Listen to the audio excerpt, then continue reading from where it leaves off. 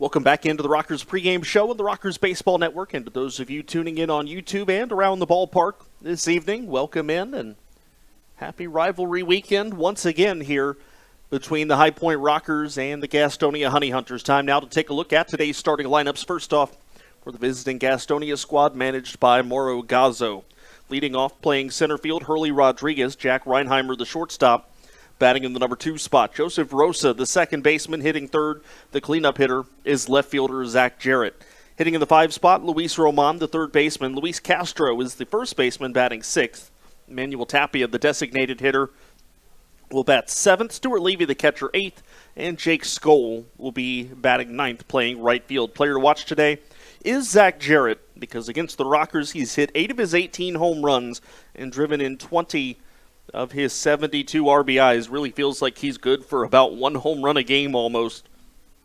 At least that's the way it's felt recently between Zach Jarrett and the Rockers. So figuring out how to contain him is going to be a key part for Mitch Atkins and the Rockers game plan today. For High Point, Jamie Keefe's lineup as follows. Leading off, playing third base, Michael Russell. Logan Morrison is the first baseman, batting in the number 2 spot. Ben Aklinski in right field, hitting third. Xander Wheel is the designated hitter, and he is the cleanup man. Quincy Lattimore, the left fielder, batting in the number 5 spot. Well, Donnie Baldwin, the second baseman, the catcher, will hit 6th. Tyler Ladendorf will be the second baseman, making his return from the injured list. He'll bat 7th. Jay Gonzalez in center field will hit 8th. And batting 9th is the shortstop, Giovanni Alfonso. Well, for the Rockers, player to watch today is going to be Tyler Ladendorf. He's been pretty successful against Gastonia this year, so the big question is, can he pick up exactly where he left off? Well, that's what we're going to have to find out. Ladendorf had about a week and a half off while he was on the injured list, so can he pick up where he left off against Gastonia? 286 and 6 of his 16 home runs. Granted, a lot of those have come at Caramont Health Park, but still, he has hit well and has enjoyed hitting against this Gastonia pitching staff. Speaking of pitching staffs, let's take a look at today's starting pitching matchup. Zach Godley, 3-0 on the year for Gastonia with a 5.28 ERA. This will be his 11th start of the year.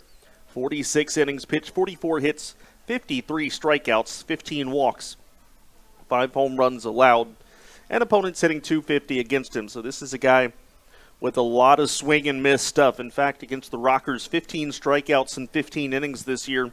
We'll jump into those numbers a little bit more later, but for the Rockers, you got to figure out how to put the ball in play. This is a High Point team that, despite the offense not showing up yesterday, they were able to do a decent job of putting the ball in play.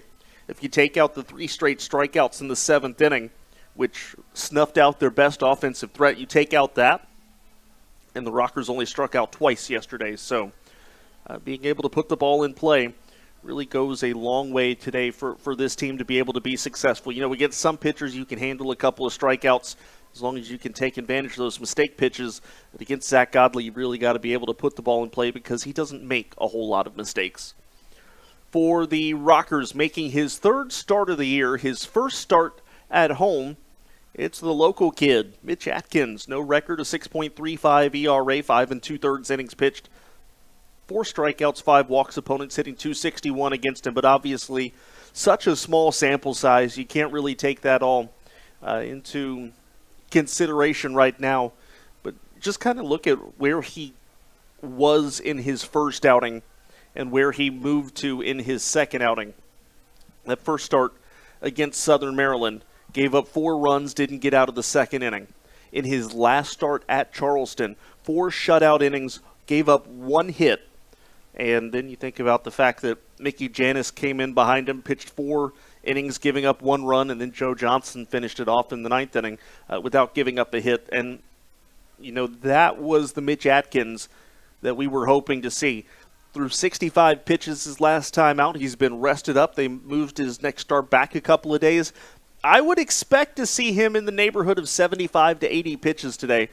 And, I mean, you think about it, he got through 4 innings at 65, so I think this is really the first legitimate time where the High Point Rockers can go into this start thinking, hey, he's going to be able to give them enough innings that they can keep the designated hitter. You know, his first 2 starts, they're still building up his pitch count. We weren't expecting him to get to the 5th inning, but again, I think at this point it is realistic, and I think it is a good goal for Mitch Atkins to be able to get into the 5th this time. And, you know, one of the other big things, too, and we say this time and time again, best defensive unit in the Atlantic League are the High Point Rockers. So a lot of the stress of being able to manage that pitch count can be taken off your shoulders, knowing that all you have to do is trust that defense behind you. You don't have to go in there looking for the strikeout. And although he did have that swing and miss pitch working at times in Charleston last week, the big key today, you've got a great defense. Let them do the work. Rockers are taking the field, which means it's almost time for baseball. We'll step aside for the national anthem. When we come back, it's the Rockers, it's the Honey Hunters, it's Rivalry Weekend, and it's next on the Rockers Baseball Network.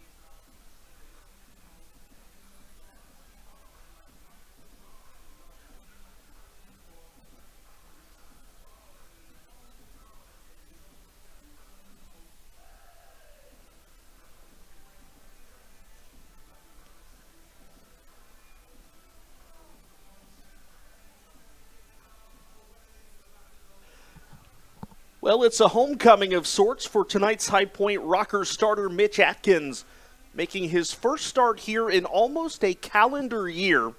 The Northeast Guilford High School product making his first home start of the season after 2 quick outings on the road at Southern Maryland and Charleston, and Mitch Atkins is finally home. Good evening, everyone. Kendrick Fruits here with you from Truist Point in High Point, North Carolina. Rivalry Weekend, the final installment. These teams do have 2 more series against each other, but we can't say Rivalry Weekend again anymore after today. Mitch Atkins, no record, a 6.35 earned run average. This will be his 3rd start of the year. 6 hits, 4 strikeouts, 5 walks in those 5 2/3 innings pitched. The lineup that he will be facing today: Rodriguez, Reinheimer, Rosa, Jarrett, Roman, Castro, Tapia, Levy, and Skoll. Hurley Rodriguez back from Mexico will be leading things off for the Honey Hunters. Rockers were glad to see him go. A .265 hitter in the Atlantic League, but a .327 hitter against the High Point Rockers.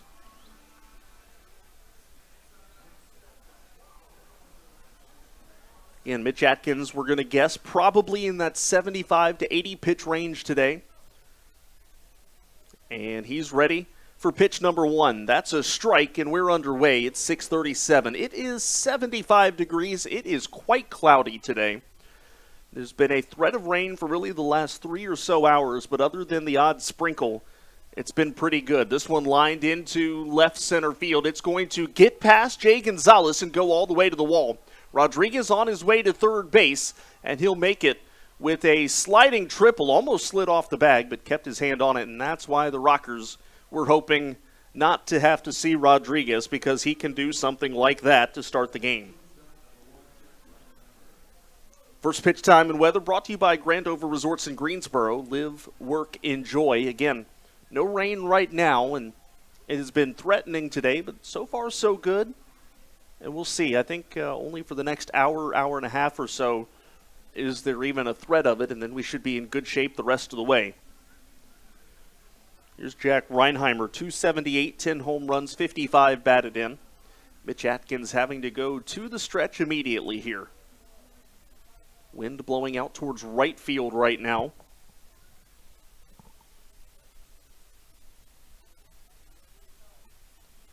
Atkins with the first pitch to Reinheimer. It's high, ball one. Rockers wearing the home white uniforms today. Gastonia with the gray pants, black jerseys. Nobody out and a runner on third. Atkins with the 1-0. This is popped up, foul, first base side, and it's 1-1. Home plate umpire today, Calvin Baker. Mike Williams, the first base umpire, and Marvin King is down the third base side.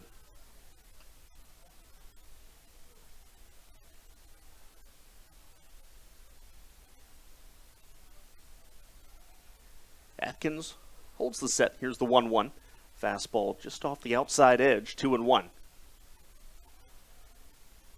Last time these two teams faced, Gastonia took 2 out of 3. Last time they faced here in High Point, Rockers took 2 out of 3. Here's the 2-1 to Reinheimer. Skies it into right. Aklinski going back. Should be deep enough to score Rodriguez. Aklinski will fire it. Here comes the throw. And Rodriguez will score easily. The sacrifice fly gives the Honey Hunters a 1-0 lead in the first. That is Reinheimer's 56th run batted in this year. That'll bring up Joseph Rosa. Rosa hitting at .320, 18 home runs, 80 driven in. Leads the Honey Hunters in runs batted in, is tied with Zach Jarrett in the home run count.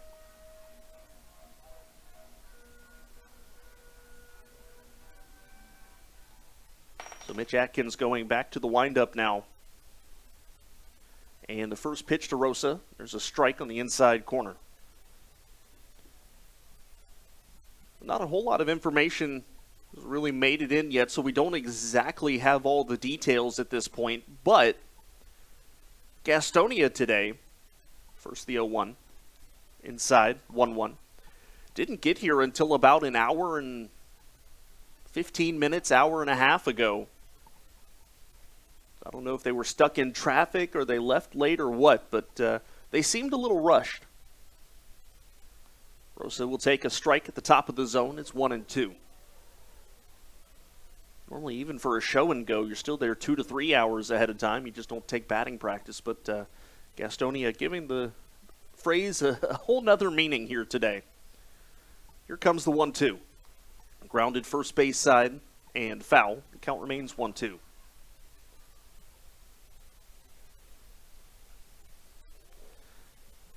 Now let's see, we didn't get starting lineups until about an hour ago. Here's the 1-2.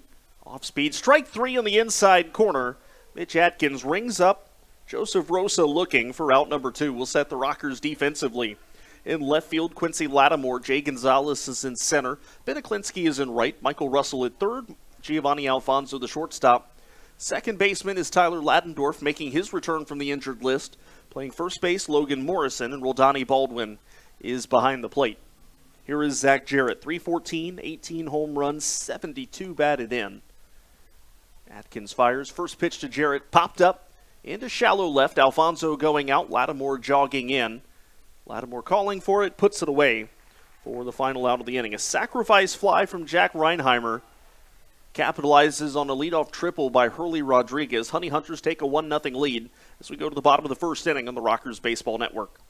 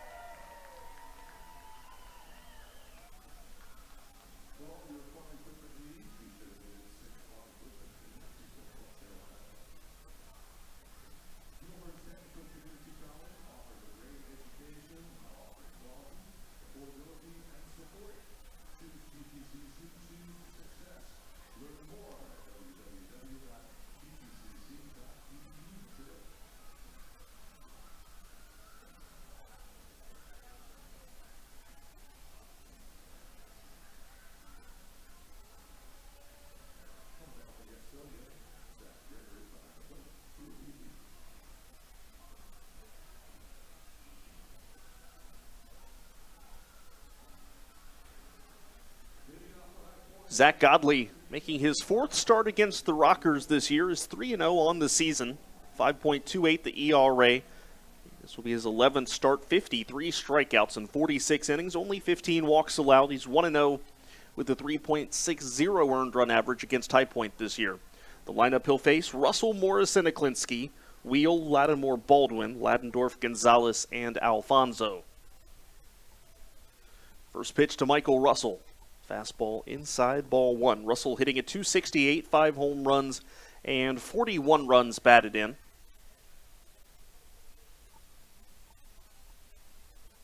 1-0. Russell, a big swing. He's early, and the count 1-1. Well, Michael Russell this week, 4 out of 10, and one of the best Rockers hitters, as the team has kind of gone into a lineup-wide funk recently. Russell chases that one down in the count 1-2. Of course, all your numbers will take a little bit of a nosedive when you get shut out on 4 hits like they did yesterday. 1-2 to Russell, strike 3 looking, he knew it. That's the first out of the ball game. We'll set the Honey Hunters defensively. Zach Jarrett in left, Hurley Rodriguez in center, Jake Skoll is in right. The third baseman, Luis Roman, Jack Reinheimer, the shortstop, Joseph Rosa at second base, Luis Castro is at first, and Stuart Levy behind the dish. Logan Morrison, .260, 10 home runs, 39 runs batted in. But like we said in that last series, Morrison feels like he's starting to square up the ball a little bit better recently. First pitch from Godley, misses away. It's been obviously a down year for Morrison, but he's been putting in the work. I can assure you of that. He is. I still firmly believe he's going to make a big impact on the Rockers down the stretch. Here comes the 1-0. He swings, lines this one just foul. He about snuck that double down the first baseline, but instead a foul ball to make the count 1-1.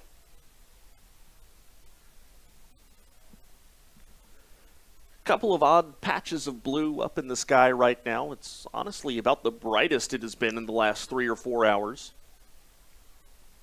Most of the bad weather stayed north. Here's the 1-1. Morrison, high fly into right. Jake Skoll going back at the track. That is gone! Rockabye baseball! Told you Logan Morrison was starting to warm up.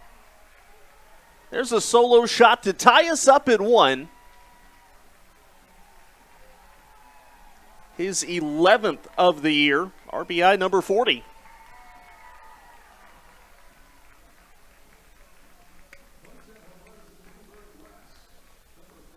That was a long time coming. Logan Morrison's last home run was on the 7th of this month.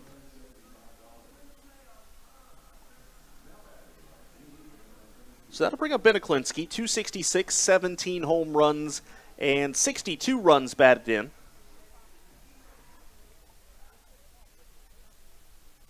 And Godley delivers. First pitch to Aklinski. He's swinging first pitch, fouls it off, and it's 0-1. Well, it might just be one of those games. Rockers and Honey Hunters have been known to put some high-scoring contests together in the past. Aklinski takes down and away, and it's 1-1.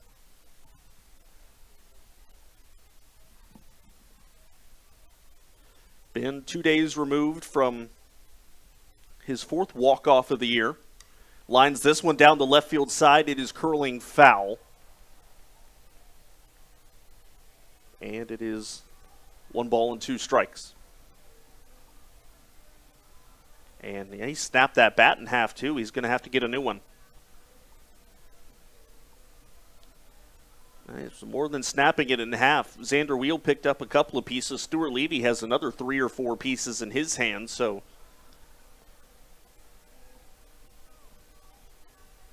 Ben Aklinski turned that one into firewood. Although nobody's really thinking about that right now. 85, 86 degrees earlier today. Although, I know, afternoon fires and s'mores and all that stuff, still the order of business if you're still enjoying your summer. This one a line drive into left field. And it is caught by Jarrett for the 2nd out of the inning. That'll bring up Xander Wheel. I know it's kind of that time of back to school, but, you know, anybody that's clinging on to those last few days of summer, make them count. Those of you at the ballpark tonight or tuning in on YouTube or MixLR, thank you for spending this late summer evening with us. First pitch to Xander Wheel. He'll take a strike. Xander on the year 263, 27 home runs, 85 runs batted in. And again, he is tied with Richie Schaefer for the most home runs in a single season in Rockers history. Lines this into left. It'll get down in front of Jarrett, a base hit. Rockers have no trouble swinging the bats here against Zach Godley in the first inning. A lot of aggressive approaches after Michael Russell, and Morrison, Aklinski, and Wheel all came up swinging. Here's Quincy Lattimore, 258, 17 home runs, 60 batted in. Lattimore, the all-time home run king in High Point history. He became the record holder at Gastonia last weekend with his 44th career home run in a High Point uniform. First pitch, he hits this one, a one-hopper to third. And Roman goes to second to retire Xander Wheel. And that will do it here in the bottom of the first. But the Rockers tie it up on a solo shot from Logan Morrison. We've got a 1-1 game on our hands. We go to the second on the Rockers Baseball Network.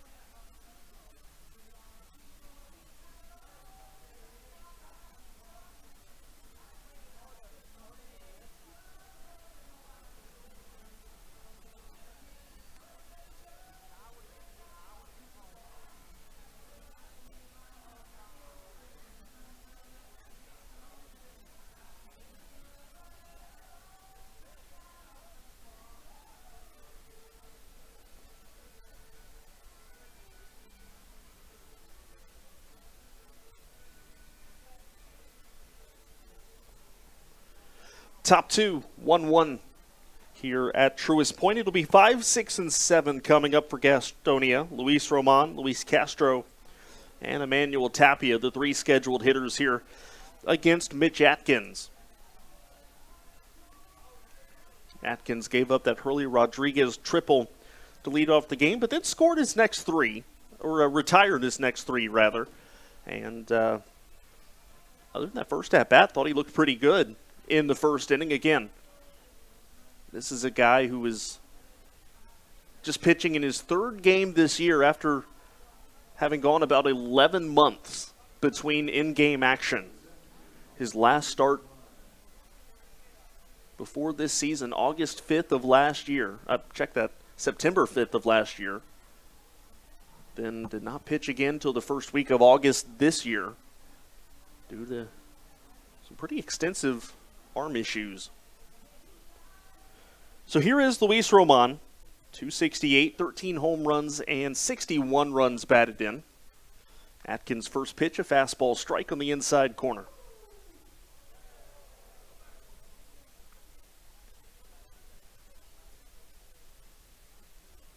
Mitch working quickly, 0-1 curveball. That's in there for a strike, and it's 0-2. Well, that's how you know he's on. He'll get strike one across, and in a lot of cases, he'll quickly go ahead 0-2. Here comes the 0-2. It's a high fastball, an easy take for Luis Roman. It was about eye level. And Roman, 6 foot, 200 pounds. Here's the 1-2, fouls that off. Might have got a piece of Baldwin's glove, but it rolls towards Luis Castro, who is the man on deck for Gastonia. 1 run and 1 hit per side after 1 inning of play. That should be 2 hits for High Point. We'll wait for the scoreboard to add that up, but here comes the 1-2. This is fouled off. Good battle here between Roman and Atkins early on tonight. Remember, the Rockers come into today a half game out of the playoffs. They're behind the Genomes and the Barnstormers. Barnstormers, though, are in first place in the North Division. Genomes have a doubleheader tomorrow, so then they and High Point will both have the same number of games remaining. As Atkins fires that one down and in, goes back to the backstop, 2-2.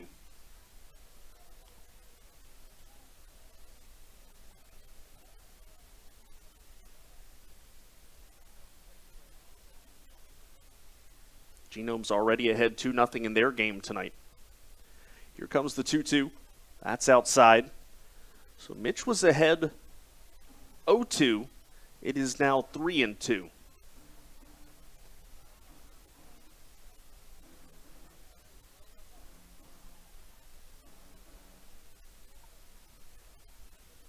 Right-hander's ready. Here comes the 3-2. That is grounded. No, it's going to stay fair. Down the first base side, Logan Morrison will flip it to Atkins, out number 1. Now to bring up first baseman Luis Castro. 286, 9 home runs, 41 batted in. Hitting .338 against High Point.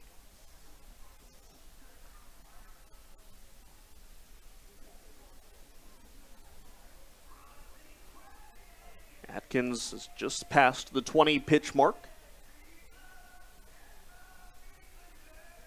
Pretty rested bullpen. Bryce Hensley giving High Point 3 innings yesterday. Junior Rincon giving him 2 the night before. The bullpen has really been carrying the weight. This pitch popped up foul, first base side. Logan Morrison towards the netting, and he'll run out of space. It'll get out of play. Count 0-1. So because of that, you look at it, Rockers only threw 2 relievers yesterday. They pitched 3 relievers the day before. And then Mickey Janis on Tuesday gave them 5 innings out of the bullpen, so they only had to use 3 relievers that day, a day in which their starter, Austin Parsley, didn't get out of the third. This one fouled off, and it's 0-2.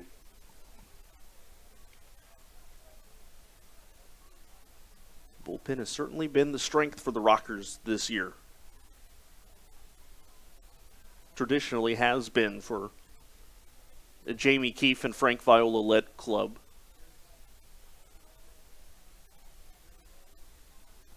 So here comes an 0-2. Atkins ready and delivers just upstairs. 84 miles an hour. It's 1-2. Sun's trying to peek out a little bit here at the ballpark. Most of the infield in the shade, though. That pitch just off of the outside corner. Atkins doesn't get the call. It's 2-2.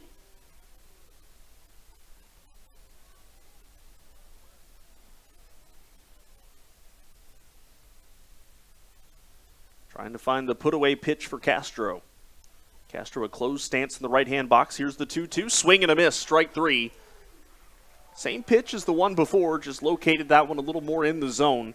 Castro comes up empty. So 2 away here in the second. That'll bring up Emmanuel Tapia. Tapia hitting .262, 14 home runs, 63 batted in.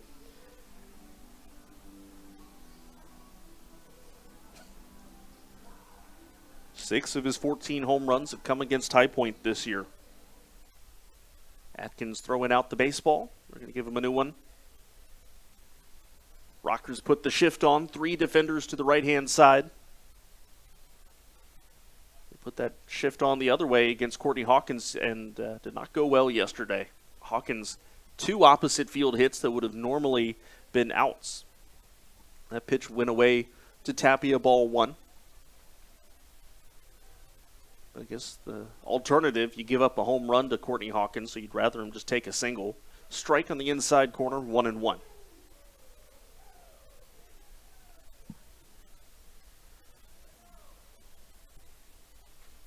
Courtney Hawkins, of course, looking like he's going to finish first in the Atlantic League in home runs for the second straight year. Tapia late on that one, 0-2.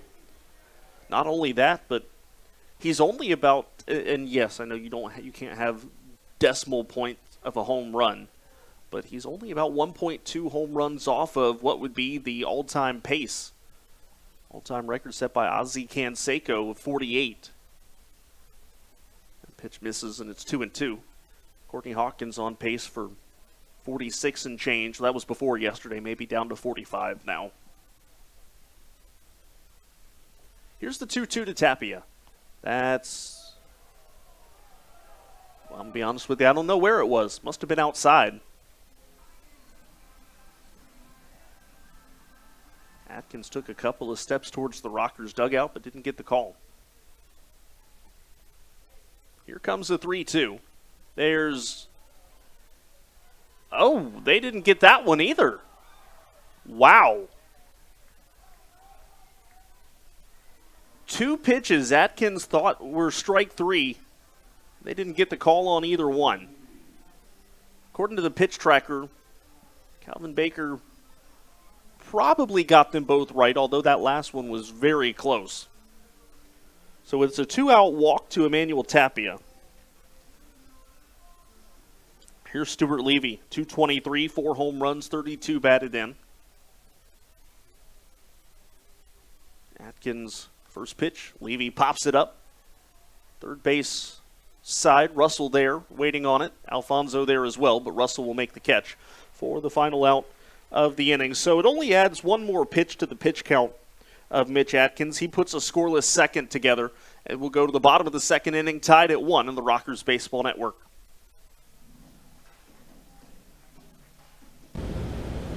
Hey Rockers fans, Brittany here coming to you all live from the High Plains.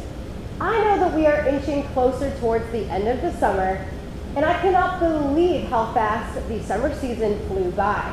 As a reminder, we have dollar beer nights each and every Thursday to celebrate Thirsty Thursday.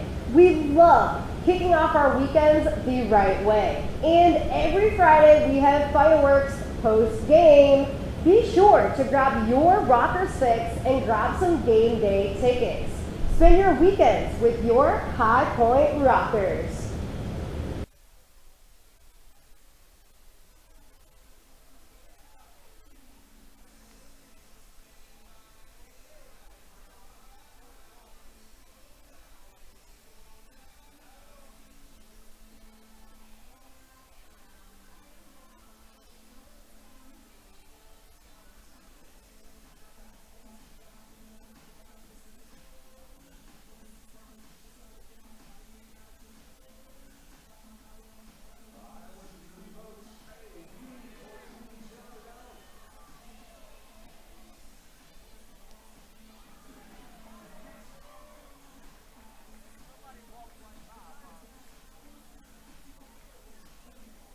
Bottom of the second, we have a 1-1 game, and the Rockers have 6, 7, and 8 coming up. Rodani Baldwin, Tyler Ladendorf, and Jay Gonzalez, the 3 hitters coming up. Baldwin had the day off yesterday, but the day before, his 7-game hitting streak came to an end. However, he did play a big part in the Rockers walking that one off. A deep fly ball to center field in the bottom of the 10th inning allowed the eventual winning run to go from second to third. So Baldwin still played a part in that one. On the year, he's hitting .333. He's been with the Rockers about a week and a half. 4 home runs, 10 batted in. This is his 4th series as a Rocker. He'll take a strike on the inside corner. Started at Charleston last week and then at Gastonia. And now this 6-game homestand. Here's the 0-1 from Godley, a strike outside corner. So Godley has defined the inside and outside corners in this at-bat. And it's 2-2. Or check that, 0-2. The righty delivers and bounces that one about 1.5 feet, 2 feet short of the plate. And it's 1-2 now. If you missed the Rockers transactions earlier today in the pregame show, Jerry Downs and Mike Galino both placed on the inactive list. Baldwin chases that, strike 3. And that is the second strikeout for Godley. They activated both Dakota Mulcahy and Tyler Ladendorf from the injured list, and Tyler Ladendorf steps to the plate now. Ladendorf hitting .286 against Gastonia, .248 on the year, 16 home runs, 45 batted in. Ladendorf spent almost 2 full weeks on the injured list. He was injured here 2 weekends ago against the Honey Hunters when a fastball sailed in and hit him on the left forearm. So he's been dealing with that. First pitch to Ladendorf was a strike. Here comes the 0-1 from Godley. He'll take high and tight, 1-1. Zach Godley, 20 pitches, 15 strikes. And here comes the 1-1. Ladendorf chasing the high fastball there. 87 miles an hour. It's 1-2.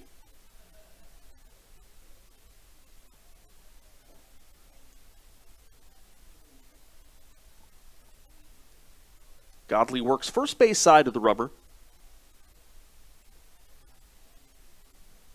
Here comes the pitch. Ladendorf jammed, pops it up, first base side foul.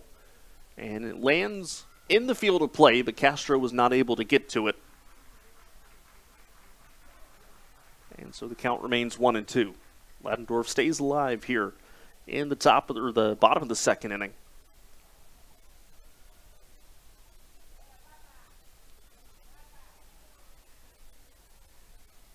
Here's the 1-2. That's bounced. 2-2. It's a fireworks night here at the ballpark. Hard to believe, next to last Fireworks Friday of the year. Here's the 2-2. Ladendorf takes low, wanted to swing at it, but didn't. Count goes full. The final one will be September 3rd. The Rockers open a weekend series against York.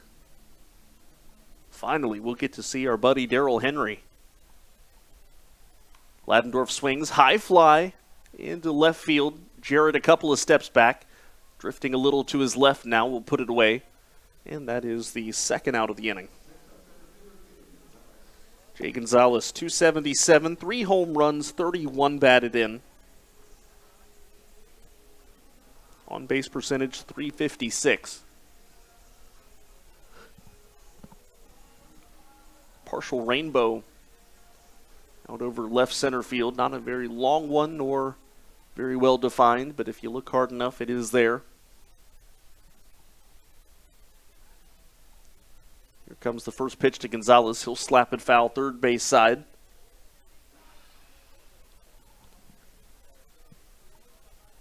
There it is. You can see the rainbow just barely there on the screen.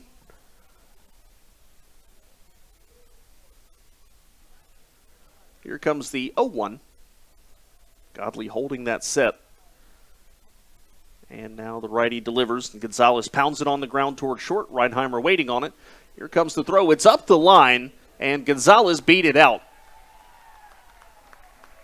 Castro tried to apply the tag over there at first base, but was unsuccessful.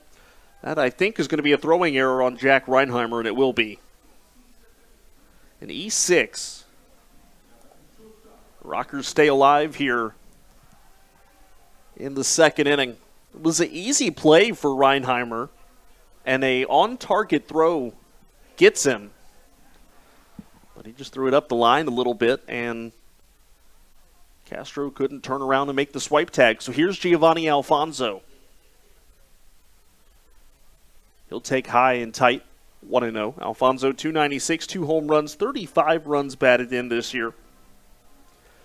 Gio second on the team in batting average.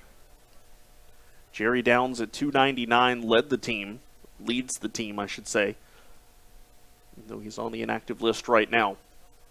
Here's the 1-0. Alfonso lines it into right, but right there is Jake Skoll, and that is the final out of the inning. And so with that, we head to the third, and we have a 1-1 score on the Rockers Baseball Network.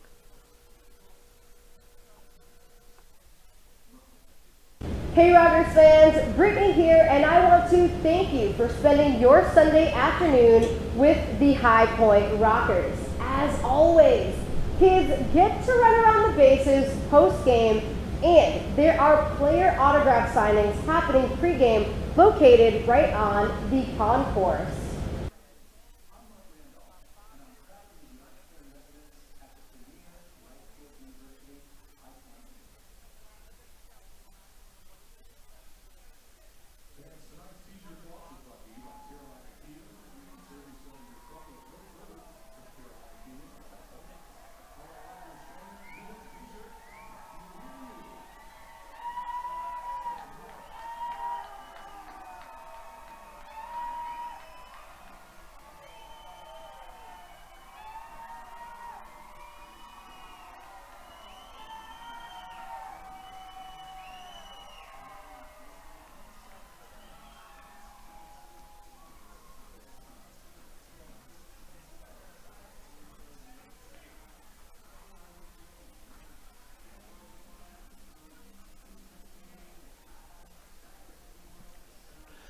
Nine, 1, and 2 for Gastonia here in the top of the third inning. It is a 1-1 score. We'll take a quick look at the way the standings are shaking out here in the Atlantic League. In the North Division, Lancaster continues to lead the Blue Crabs. It's 4.5 games down. They're starting to stretch that lead out a little bit. 9.5 back is Staten Island, 10.5 back York, and Long Island really floundering, 12.5 behind. In the South Division, Gastonia with a 7.5 game advantage over Kentucky. They've all but, it seems like, have this thing sewed up to even claim their second half championship. Lexington 10 back, Charleston 11 back. High Point brings up the rear. But where we're focused is the wild card battle. Kentucky and Lexington, 58 and 52. The Rockers a half game back at 58 and 53. And you have Long Island 5 games out. York is 9 out. Charleston, Lexington, and Staten Island bring up the rear. And in fact, Staten Island can be eliminated as early as tomorrow, depending on how things go tonight. First pitch to Skoll, a strike. It's 0-1. Jake Skoll made a little bit of history earlier this week, became the only player in Atlantic League history to rack up back-to-back 2020 seasons, 20 homers, 20 steals. Under this one, and hits a towering pop into right. Aklinski waiting on it, and he'll put it away for out number 1. That'll bring up Hurley Rodriguez. He's got the Honey Hunters' only hit the first time through the lineup, and that was a RBI triple. That was a triple, and he would come in to score the next man up. So a leadoff triple for Rodriguez, and it really was well placed too. Rockers had a slight pull towards right field, or were playing for a slight pull, and he ended up going the other way into the left center gap. Shows bunt, pitch taken down low for a ball though. It's 1-0.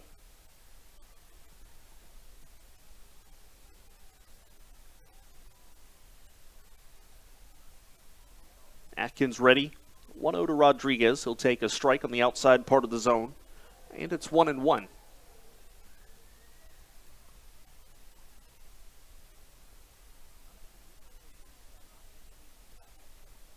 Mitch continuing to look good. This one bunted down the third base side. Rockers weren't ready for that. Michael Russell will throw. It's late. He was playing back over there at third base. And Hurley Rodriguez with the bunt single. Here is Jack Reinheimer. Hit the sacrifice fly in the first inning that gave the Honey Hunters their run. So 2 hits per side now.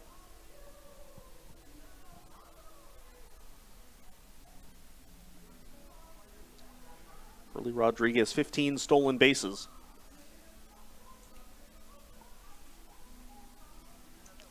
At least 15 with Gastonia. Played with Tabasco in Mexico. Hit .397 in 18 games there.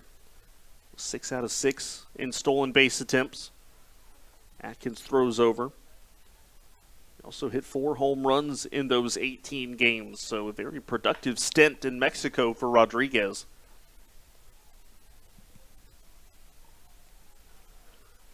First pitch coming to Reinheimer. First to throw over. Logan Morrison almost got him. Mitch Atkins, couple of quick moves over to first base.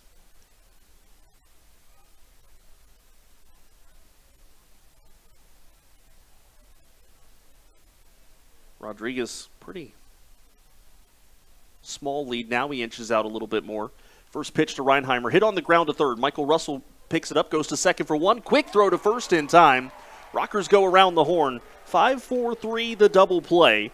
And that is a quick top of the third. We head to the bottom of the third, 1-1 on the Rockers Baseball Network.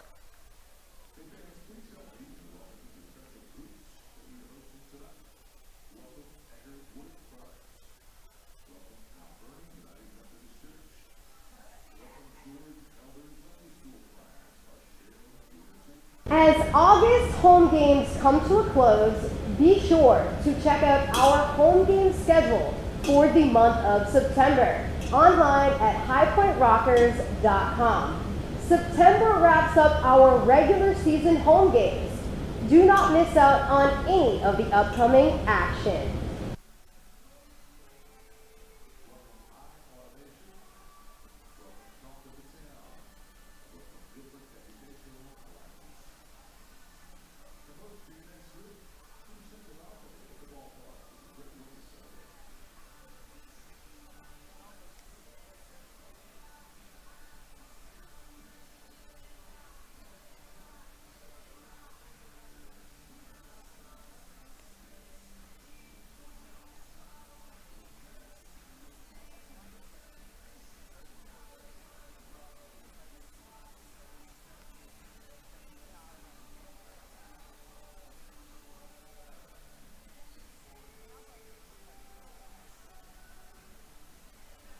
Bottom of the third, Rockers have the top of the lineup coming up. Russell, Morris, and Aklinski. We have a 1-1 ball game here at Truist Point on a overcast but dry for now Friday evening.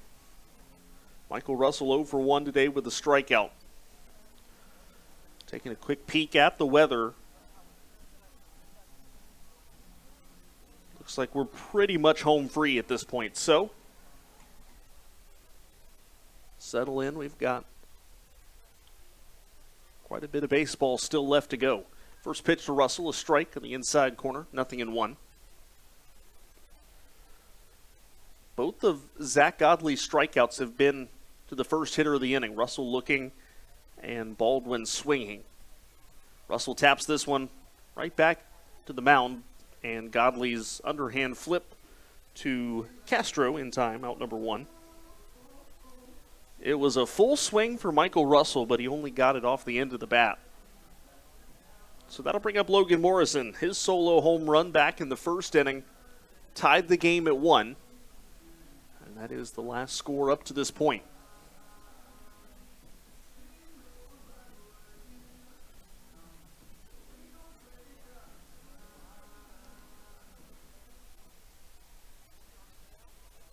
Two former major leaguers doing battle here, Godley and Morrison.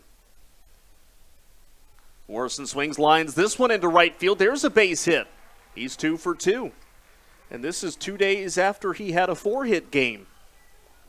Logan Morrison starting to warm up a little bit.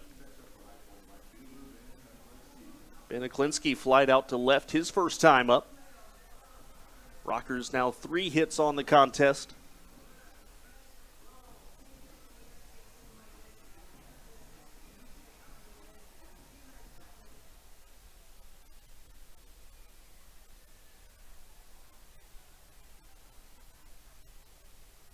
Godley comes set. Tan glove right above the belt. And the righty delivers a ball inside. And the count 1-0. Again, my vantage point, I'm looking right down the third baseline, so I can see the height of pitches inside, outside, not quite so much.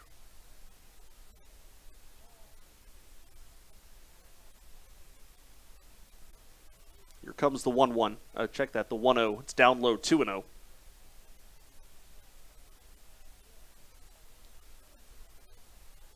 Rockers try to see if they can grab the lead here for Mitch. Atkins threw his first 3 innings of work at 38 pitches. Next pitch for Godley will be his 35th. Here's the 2-0. Aklinski high fly, not deep, into right. Jake Skoll racing in towards the line and makes the catch as he crosses into foul territory. Going to bring up Xander Wheel with 2 outs in the third. Xander a base hit to left, his first trip to the plate. Full look of the Atlantic League scoreboard coming up in the top of the 4th inning. Rockers paying most attention to the Genomes and the Barnstormers.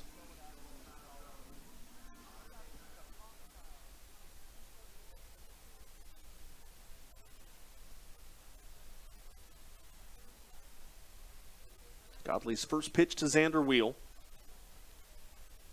Wheel. Almost a slow motion swing at that pitch down, like he realized mid-swing he really shouldn't be swinging at it. It's 0-1.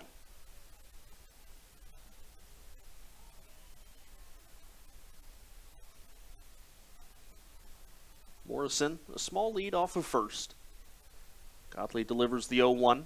That pitch down below the knees. 1 ball, 1 strike to Logan, or to Xander.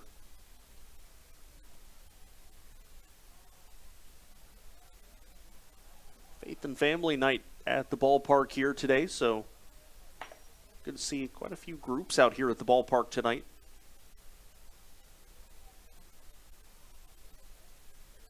Here comes the 1-1. That's low. Levy cocked the arm back as if to throw to first base, but does not pull the trigger. Logan Morrison gets back. It's 2-1 to Xander Wheel.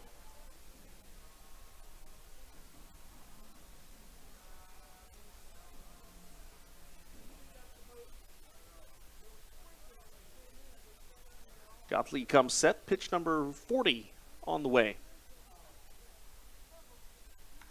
And Xander Wheel hits it high in the air into center. Going back is Hurley Rodriguez. At the wall, leaps and comes down with the baseball. Hurley Rodriguez wouldn't have gone out, but takes away a double from Xander Wheel. And that is the final out of the inning. Good range there by the Gastonia center fielder. Logan Morrison probably would have scored on the play, so defensive run there taken away by Hurley Rodriguez. And so with that, we will head to the 4th inning. We're still tied at 1 in the Rockers Baseball Network.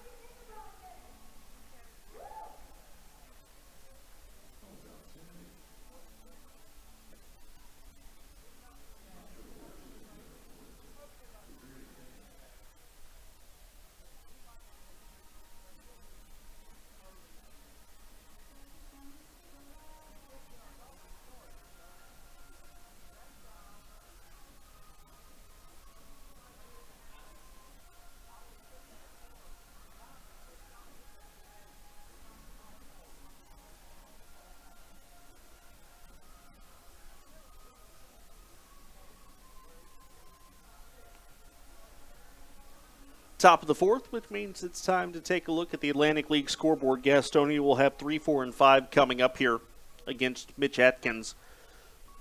Ducks lead Charleston 3-1. 3-0 in the bottom of the first inning. They are already under a weather delay on Long Island. Joe Iorio and Denson Hull, the starting pitchers in that one. Lexington and the Genomes, top of the third. Genomes with a 3-0 lead. Eli Villanueva looking for his 10th win of the year. Southern Maryland on top of York, 3-0. They're in the top of the third inning. Alex Merrithew looking for his 6th victory as Joseph Rosa fouls that off, 0-1. And Lancaster and Staten Island, they are tied at 0 after 2 innings of play.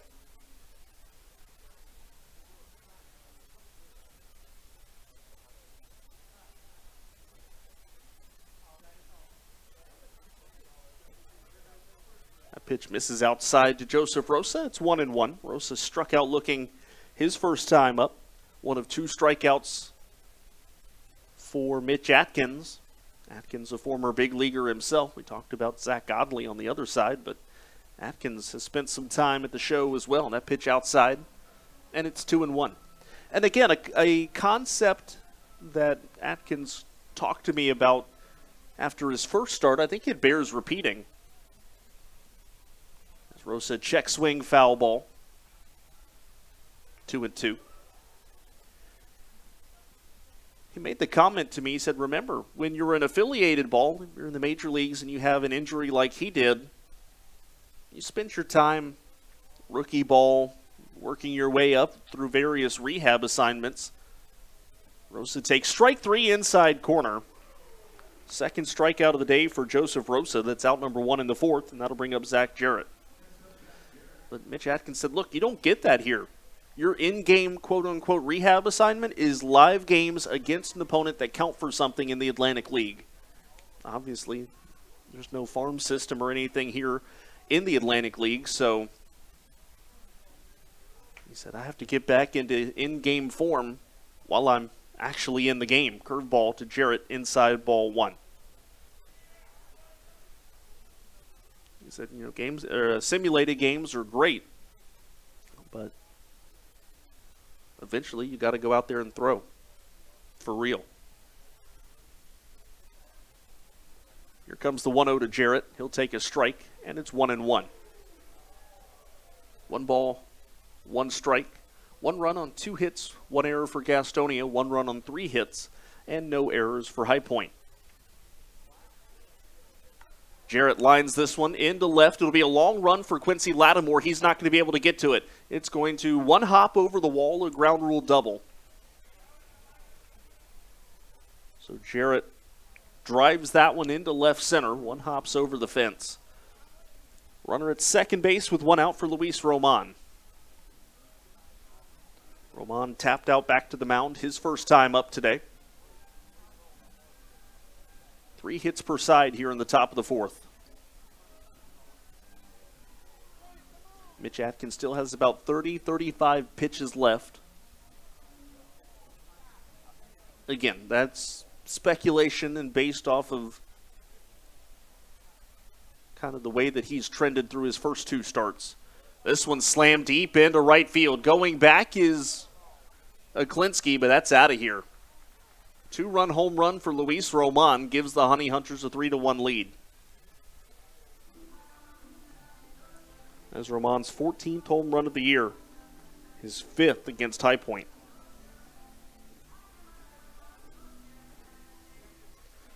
That'll bring up Luis Castro, 286, 9 home runs, 41 batted in.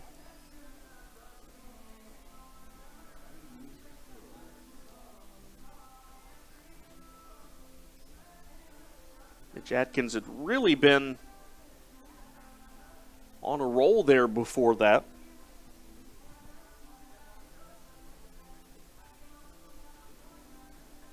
And then now makes it 8 consecutive games in which the Rockers have allowed a home run. That pitch low. 1 ball, no strikes.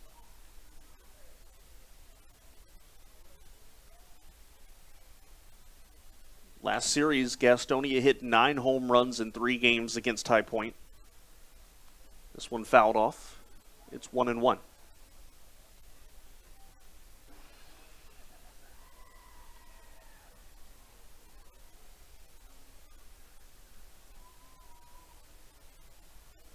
In fact, these two teams deadlocked in terms of home runs hit against each other in this series. That pitch fouled off. Each team has hit 33 home runs against the other. It's a ball and 2 strikes to Luis Castro. The bat boy over here dropping baseballs. He's handing them over to the home plate umpire, and he dropped about 3 of them.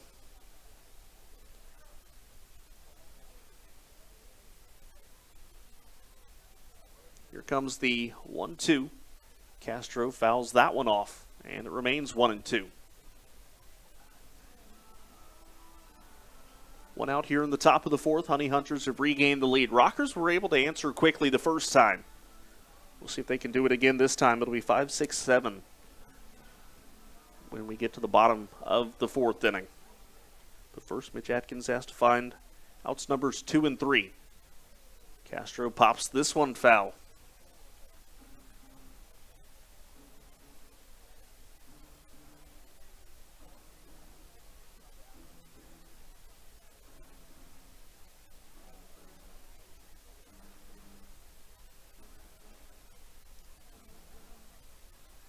Lights on at the ballpark. They've been on the whole time, but starting to become a little more noticeable now as it is getting darker again. Castro steps out.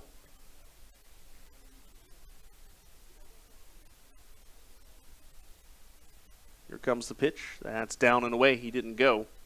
It's 2-2.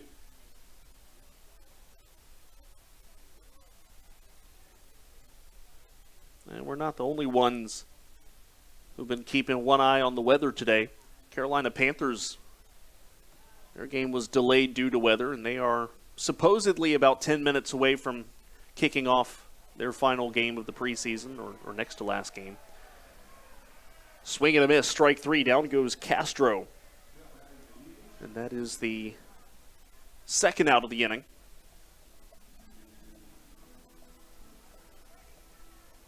That'll bring up Emmanuel Tapia.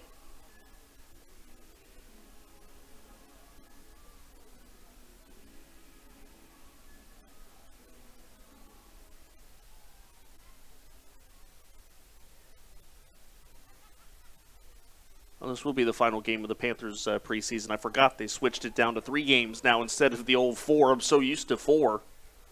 But yeah, tonight the final preseason game. Tapia, swing and a miss, strike 1.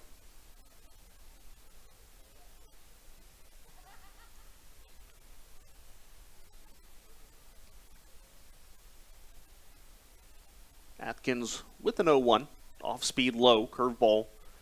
Didn't quite get to the plate, so an easy take for Tapia. 1 ball, 1 strike now to the former Cleveland minor leaguer. Here comes the 1-1. That's cranked right field side. It's foul. That one would have been the most no doubt of any of them if he had kept that fair. A ball and 2 strikes to Tapia.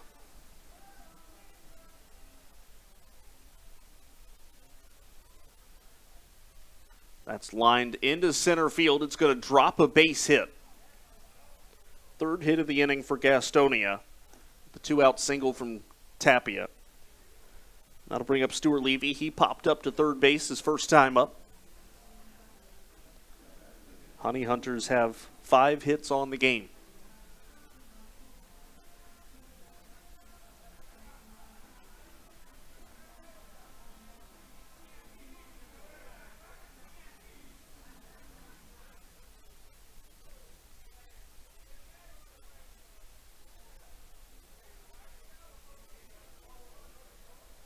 Here comes the first pitch to Stuart Levy. That one misses ball 1. Good looking pitch there. We'll have to wait on the pitch tracker again to see where it missed. Just outside.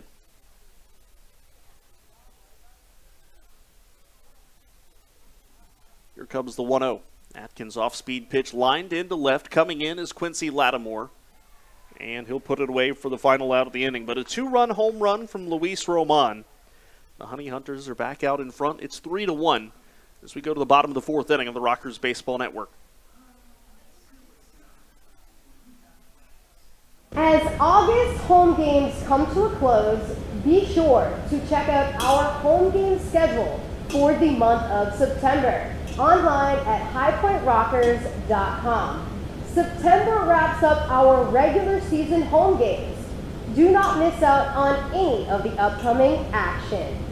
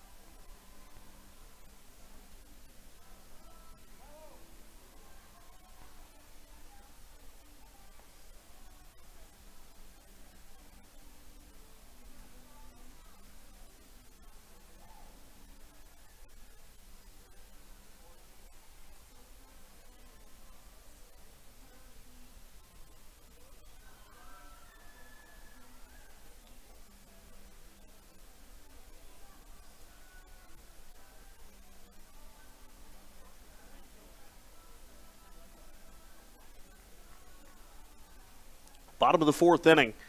Gastonia with a 3-1 lead over the Rockers. Rockers have 5, 6, and 7 coming up here. Quincy Lattimore, Roldani Baldwin, and Tyler Ladendorf, the three hitters coming up.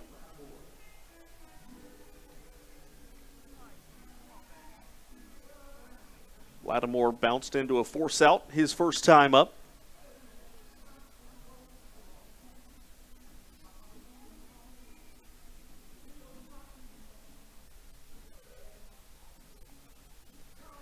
Zach Godley, 39 pitches to get through 3 innings. Fairly effective today. Lattimore swing and a miss. In the count 0-1, really the only big mistake pitch he made.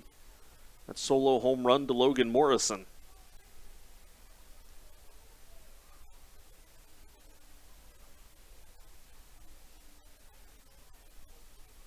Godley ready. 0-1 coming to Lattimore. Righty bounces that one in the left-hand batter's box. It's 1 ball, 1 strike now. Tomorrow, Margaritaville night at the ballpark. Rockers will be wearing special floral-themed jerseys at the ballpark. Those jerseys available to bid on the Live Source app. Bidding is open now, and I expect will go through Tuesday. Usually that's the date that they go through. That pitch fouled off 1 and 2. So again, you can bid on yours on the Live Source app. Grab your piece of game-worn memorabilia, your favorite High Point Rocker. Gates open at 6 o'clock tomorrow for a 6:35 first pitch. Grab your tickets at highpointrockers.com. That pitch high around the head of Lattimore, 2 and 2. Guess I should also mention that the proceeds of the auction will go to Visiting Angels. Here's the 2-2. Lattimore chases strike 3. That's the first out of the inning. Also, High Point has Mickey Janis in the bullpen. Not surprised that it's Janis. I am surprised it's the 5th inning, or it will be for the 5th inning and not for the 6th inning. Mitch Atkins, 60 pitches right now. First pitch from Godley to Roldani Baldwin, a strike. The count 0-1. Baldwin struck out his first time up.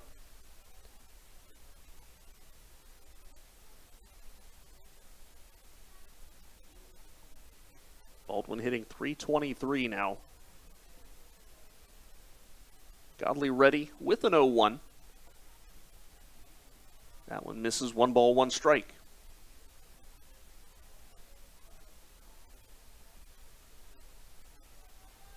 Rockers DH was Xander Wheel.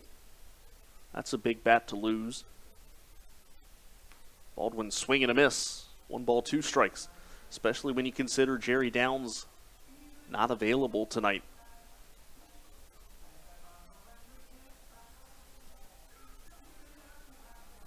One ball, 2 strikes to Roldani Baldwin. And he'll strike out for the second time tonight. A wild flail at a pitch not even close to the zone. So that'll bring up Tyler Ladendorf, flied out to left field his first time.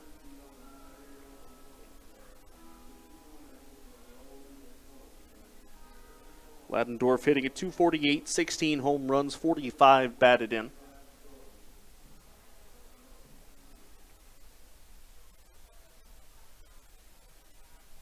Godley ready with the first pitch of this at-bat. The right-hander fires.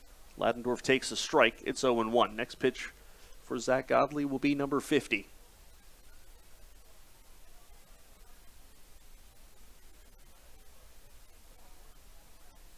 Defense pretty much playing him straight away.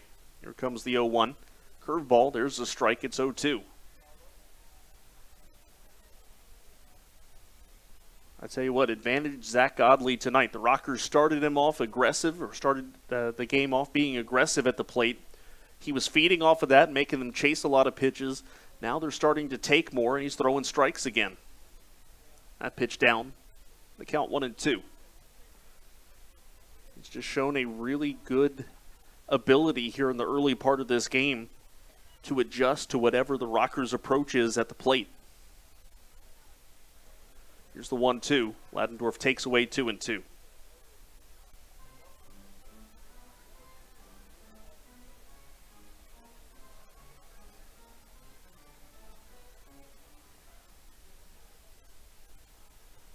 Godley ready with the 2-2. The right-hander fires curveball inside, and the count goes full. I guess there is the possibility Atkins would start the 5th inning.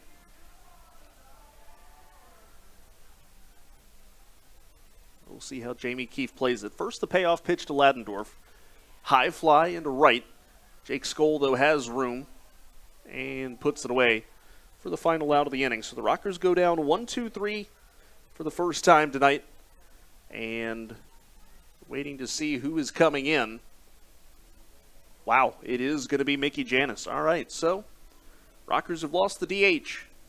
We'll go to the top of the 5th. It's 3-1 Gastonia on the Rockers Baseball Network.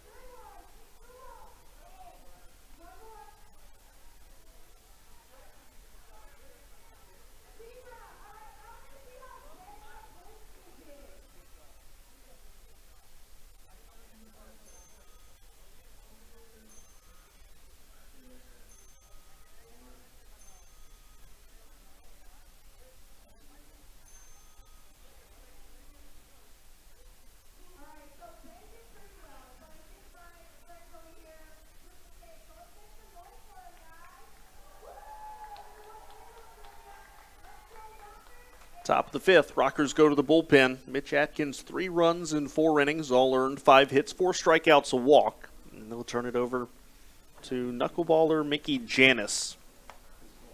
Janis 1-1, 2.70 the ERA. This will be his 7th appearance, 20 innings pitched, 13 walks, 25 strikeouts. Opponents hitting 145 against him. Janis will face 9-1-2, Skoll, Rodriguez, and Reinheimer.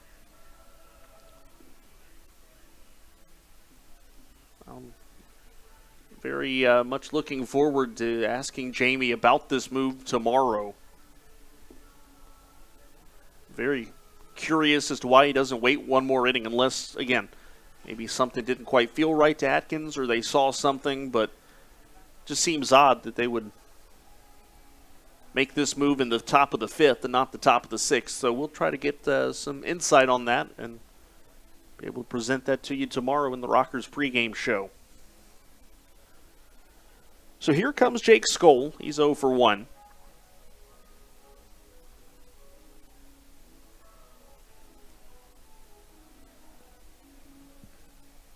Janus coming off a 5-inning performance on Tuesday out of the bullpen.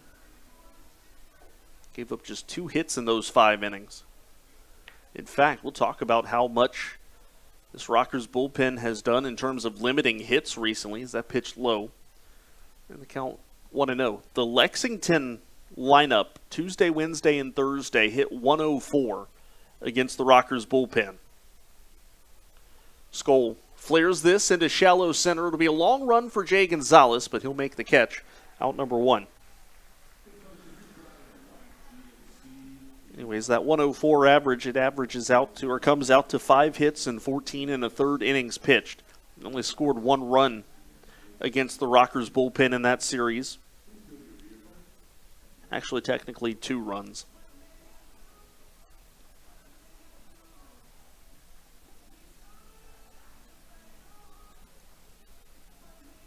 So, top of the lineup, here is Hurley Rodriguez.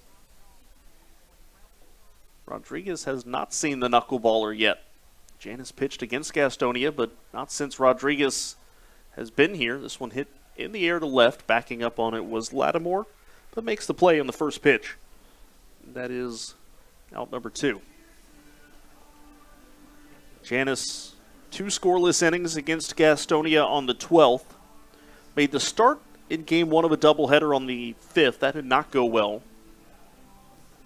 But really, that appearance, the only real bad one he's had.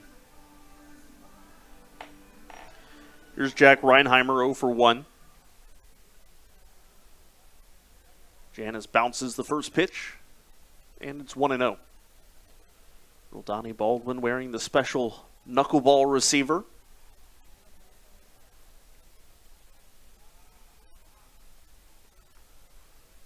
Coming from Janus, the lefty, or the right-hander rather, delivers. That's a swing and a tip into the glove, 1-1.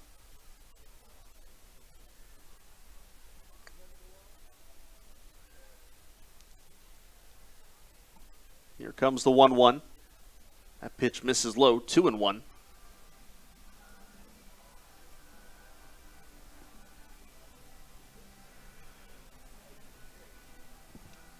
We are in the top of the 5th. Honey Hunters lead by 2. Here's the 2-1. There's a strike on the outside corner, 83 miles an hour. It's about as fast as you're going to see Janus throw. And it's 2-2.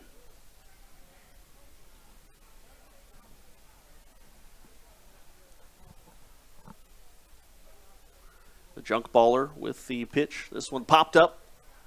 First base side, it is foul. Morrison slides. Can't get there. Actually caught it with his bare hand off of the net. Obviously doesn't count, but hey, you made it look cool. You get style points, right? That counts for something.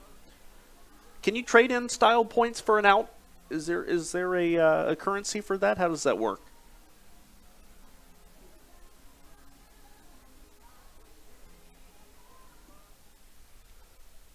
Two balls, 2 strikes.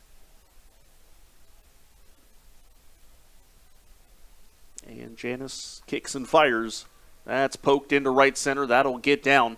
Rockers are going to have to hustle to keep that from being an extra base hit. Aklinski cuts it off. Here comes the throw into second, but it will be a 2-out double for Jack Reinheimer. Here's Joseph Rosa. He has struck out looking twice.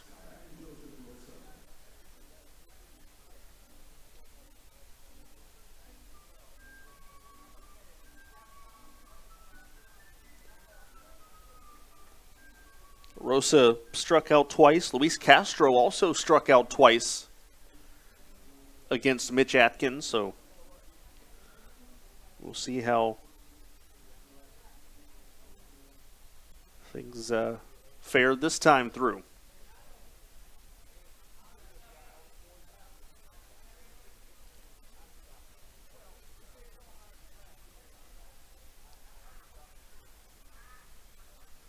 Janice, first pitch coming. That one misses outside, ball one.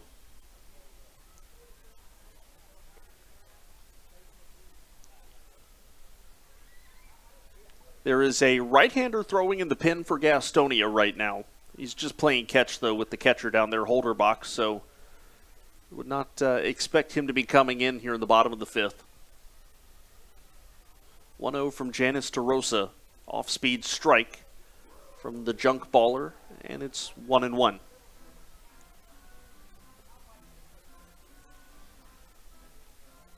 This showed up on my Twitter feed a moment ago. So yesterday we talked about the fact that Jason Marquis had joined the Staten Island coaching staff, but we didn't know the details surrounding it. Well, we have figured out the details about it. Although maybe with 2 outs in the innings, not the best time to start telling this story. Count 1 and 2. So yeah, I think that's smart. We will save that for the bottom of the 5th inning. We'll table that here for a little bit. But we have the whole story now, so there will be no more speculation.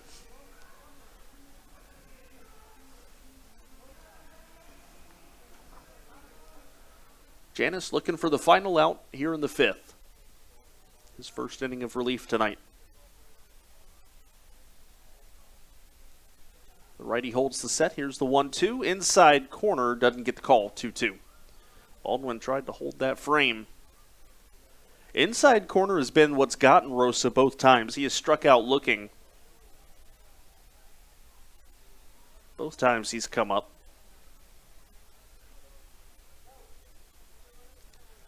Here comes the 2-2. Janice holds the set, looking back at Reinheimer. Now delivers high around the head of Rosa, and it's full.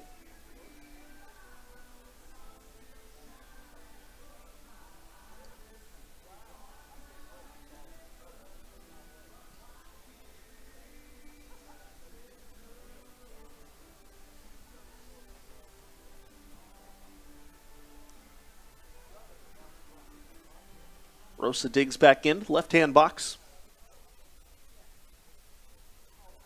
Janice comes set, payoff pitch on the way. The righty delivers, swing and a miss. Rosa has struck out for the 3rd time tonight. And with that, we're halfway home. Rockers have a little bit of work to do on offense, down by 2. It's 3-1 on the Rockers Baseball Network.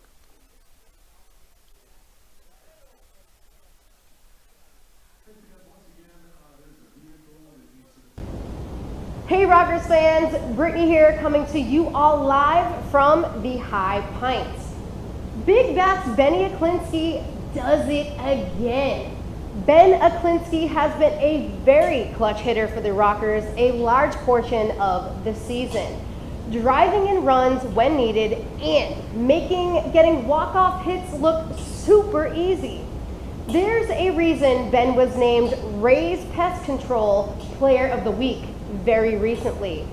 More importantly, Sunday, July 27th, Ben hit a walk-off grand slam to win the game against the Gastonia Honey Hunters. Just to paint a little picture in your mind, picture this. 2 outs, bases loaded, lots of pressure of the game, and a weekend series on the line. Slam! He knocks it towards left field. I thought Ben deserved yet another Rockers spotlight. I hope you enjoyed learning about your Rockers player.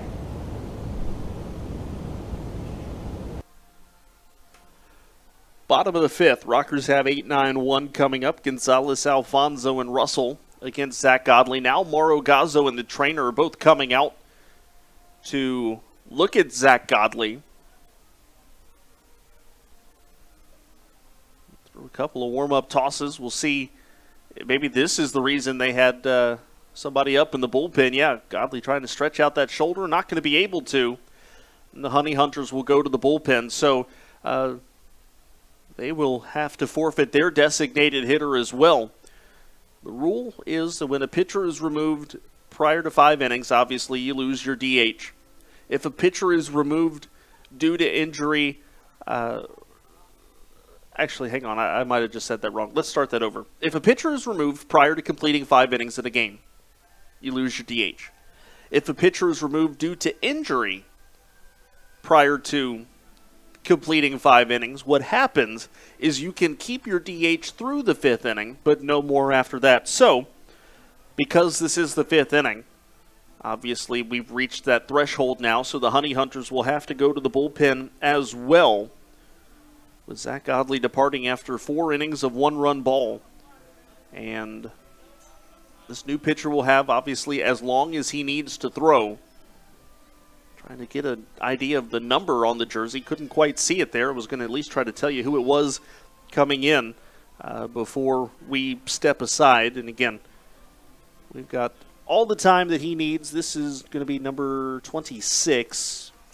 That is Ezekiel Zabaleta coming in. So we will step aside, give him a chance to at least make his way through the warm-up process. When we come back, bottom of the 5th inning, Rockers down 2 on the Rockers Baseball Network.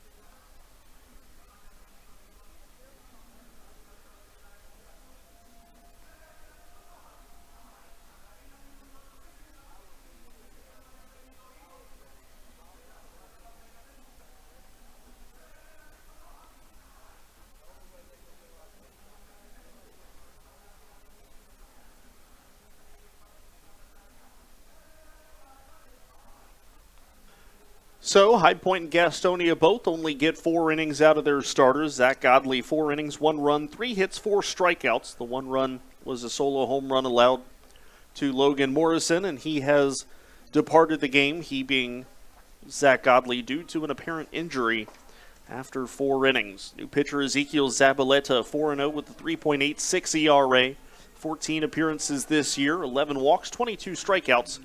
Opponents hitting .225 against him. He'll face 8-9-1, which is Gonzalez, Alfonso, and Russell.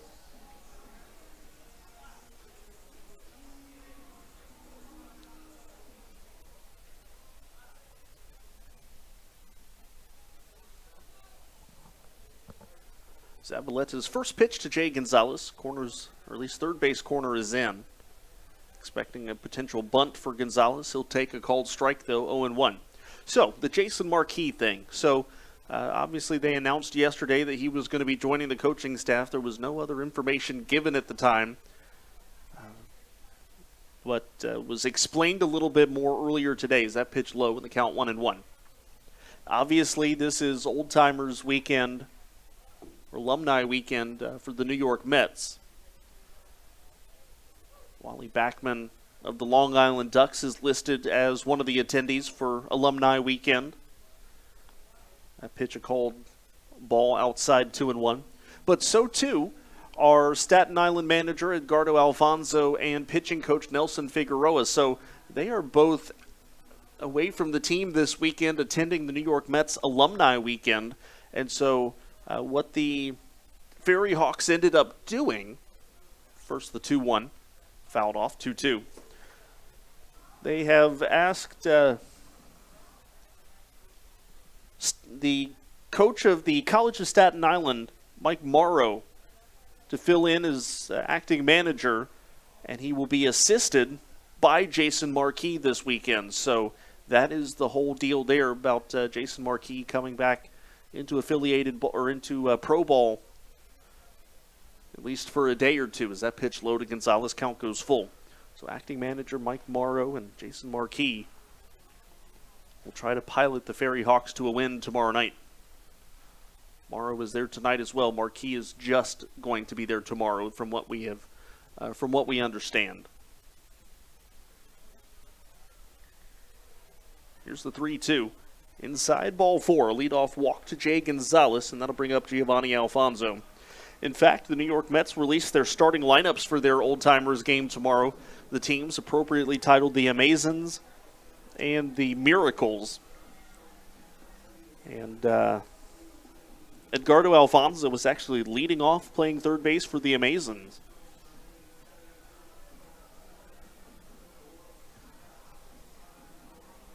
It's actually good lineups for those two teams. We'll read some of these here in a moment just because it's worth a trip down memory lane. Alfonso fouls it off, 0-1. So the Amazons lineup is Edgardo Alfonso, Tim Tuffle, Cliff Floyd, Mike Piazza, Todd Zeal, Todd Pratt, Kevin Elster, Benny Agbayani, Jay Payton, and Doc Gooden. Pretty stacked lineup. Zabaleta ready with the 0-1. I'll give the other lineup here following this 0-1 pitch. Middle infield looking for the double play ball. Here's the fastball. It misses down and away, 1-1. The Miracles lineup, Jose Reyes, Preston Wilson, Daniel Murphy,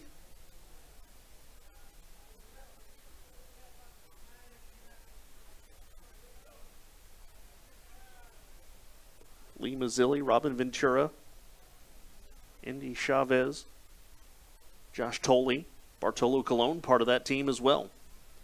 That pitch bounced in the turf, blocked up by Stuart Levy. And the count 2-1. Howard Johnson, also part of that team.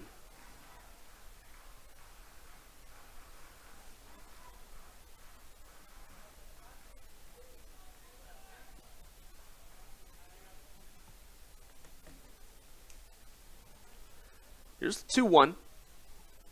Zabaleta holding this set. Gonzalez takes his lead off for first. Fastball, that's fouled off. And the count 2-2.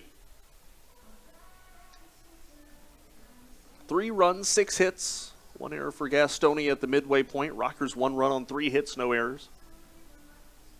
2-2 to Alfonso.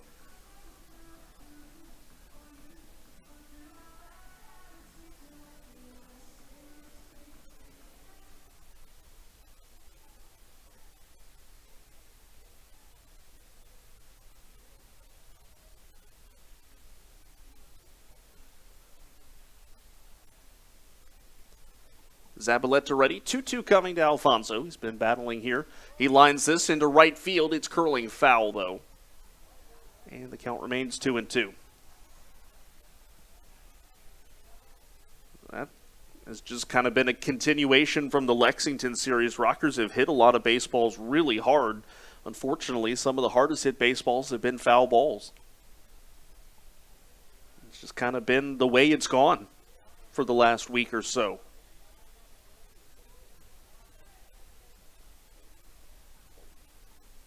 Here comes a 2-2.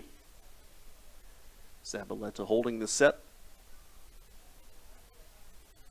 And he delivers fastball low, just off the outside corner, in the count full. So both teams have lost their DH. Xander Wheel was 1 for 2 today. Manuel Tapia 1 for 1 with a walk.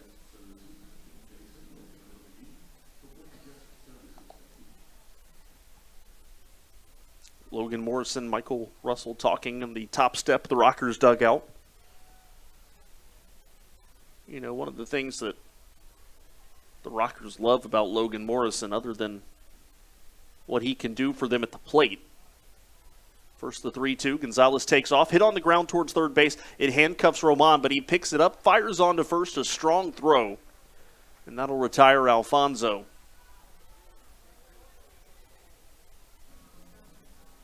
caught it, bobbled it, but rifled one across the infield. And that'll bring up Michael Russell, who's 0 for 2. But one of the things the Rockers love about Logan Morrison is like having an extra coach. Obviously, his experience, all his time in the major leagues, helps him when he's seeing matchups or seeing something a pitcher's doing, and he can impart that knowledge on the hitters. But still, you watch him with the Rockers are taking batting practice, working with hitters, working about swing, technique, or what have you. He's just he's been very, very open to imparting his knowledge on these guys, and I know Jamie Keefe very, very thankful and appreciative of that. As Russell takes ball 1. These players here, I think, are benefiting from it as well. Even if Logan Morrison is not having the year statistically that he would have liked to have had, I think you can see his impact on a lot of these guys in this lineup. 1-0 coming to Russell.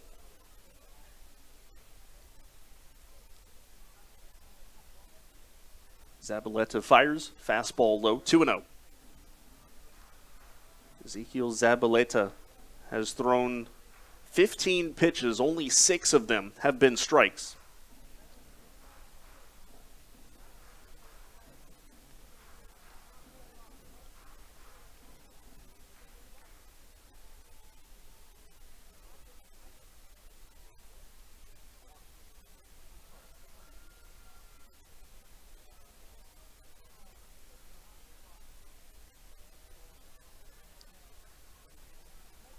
Zabaleta holds the set. Here comes the 2-0. Timeout called.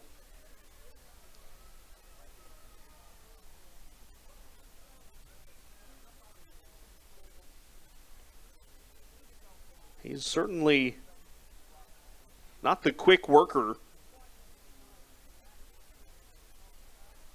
that Zach Godley was.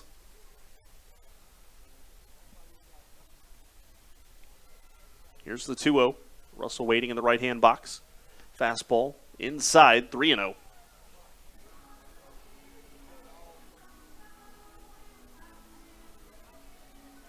Three balls, no strikes to Michael Russell. One bad one away from putting the tying run over there at first base. Zabaleta works third base side of the rubber. Keeps that white cleat pressed up against the white pitching rubber. Here's the 3-0. Looks back at Jay Gonzalez, now turns and fires. There's a strike at the bottom of the zone, and it's 3-1. Michael Russell was just waiting on him to finally get one over, and he does.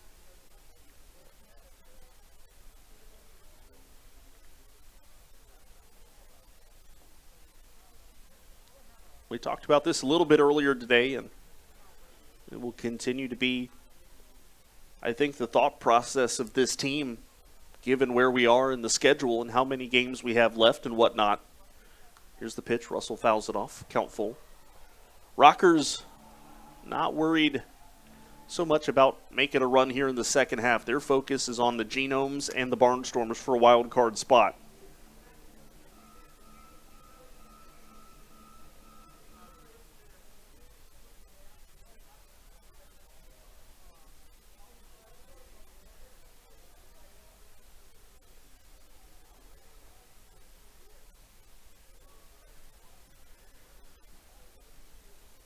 Here comes another, or a 3-2 rather, to Russell. Gonzalez, secondary lead. Here's the pitch, hit on the ground to short. Reinheimer scoops it up. He'll go to third, and they're going to get Jay Gonzalez at third base. Good play there for Reinheimer to go and get the lead runner. So that'll bring up Logan Morrison. Morrison today 2 for 2, a home run and a single. And now the tying run at the plate.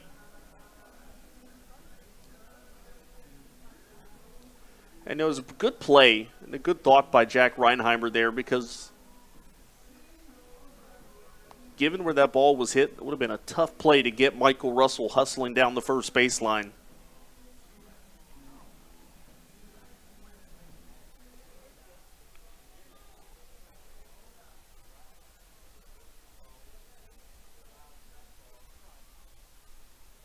Here comes the first pitch to Morrison. He'll take just inside, ball 1. Zabaleta has now thrown 20 pitches, 9 of them for strikes.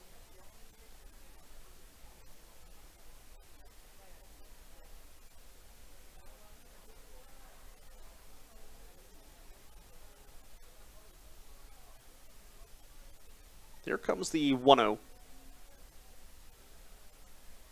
Russell, the Rockers' all-time stolen base leader over there at first base. This pitch bounced and blocked up by Levy, 2-0.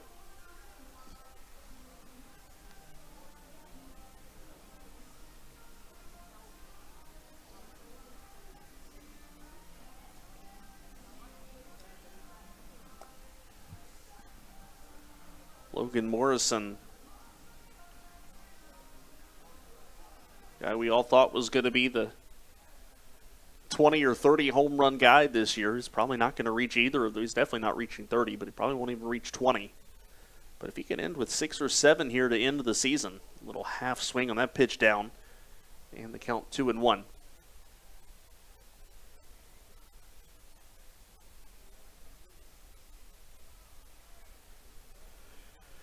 Rockers' only run of the day was Morrison's home run in the bottom of the first. Gastonia 1 run in the first, 2 in the fourth. A 2-run home run from Luis Roman. 2-1 from Zabaleta coming. Right-hander holds the set, and the 2-1. Fastball, strike, and it's 2-2.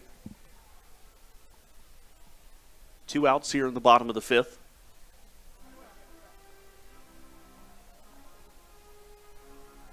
Next man up would be Beneklinski, and then the pitcher's spot.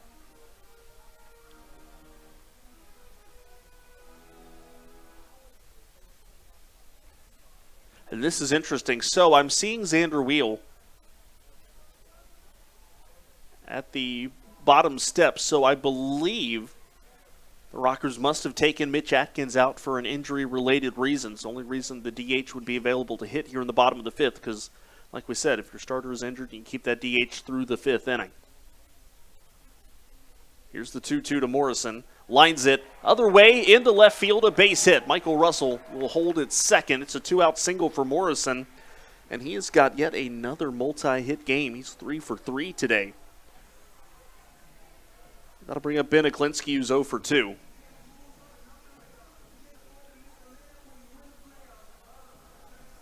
Then Xander Wheel would be the next man up. So maybe the last chance to get Xander an at-bat. Rockers hope that he will come up to the plate here in the bottom of the fifth. Tying run is Logan Morrison at first base.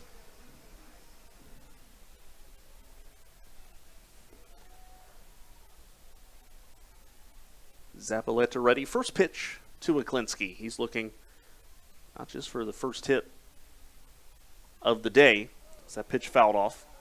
No, it's not fouled off. It got away from Levy and both runners advance. Thought at first the way that the ball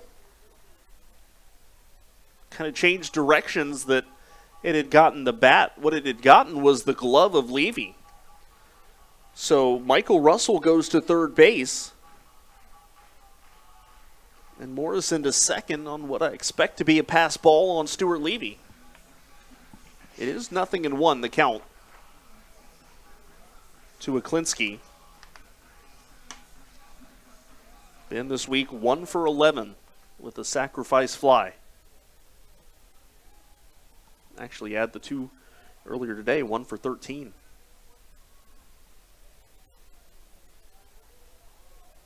Here comes the 0-1 from Zabaleta, fastball low, and it's 1-1.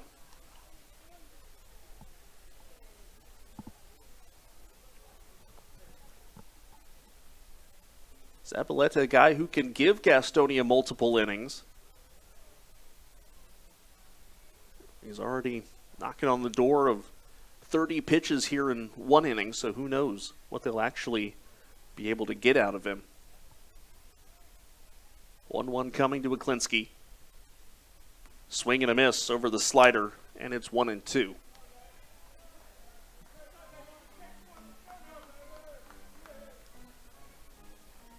Klinsky's kind of had that average just kind of sit between 260 and 270. It's a 264 right now.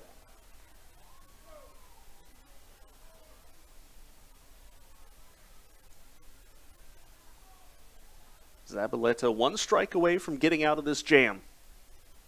Klinsky, though, pretty good 2-strike hitter. At least good at putting the ball in play. Here's the 1-2. That's bounced, blocked up by Levy, 2-2.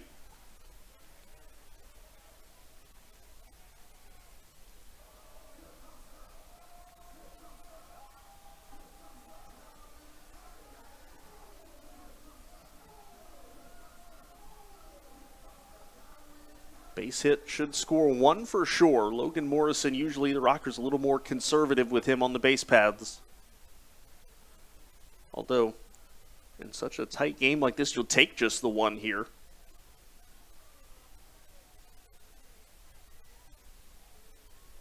Here's the 2-2. Zabaleta ready, takes 2 deep breaths, now fires, and Klinsky strikes out. Rockers can't get it done in the 5th inning. It's kind of the way it's been recently offensively. Have opportunities, cannot capitalize. We go to the 6th. Rockers down 3-1 in the Rockers Baseball Network.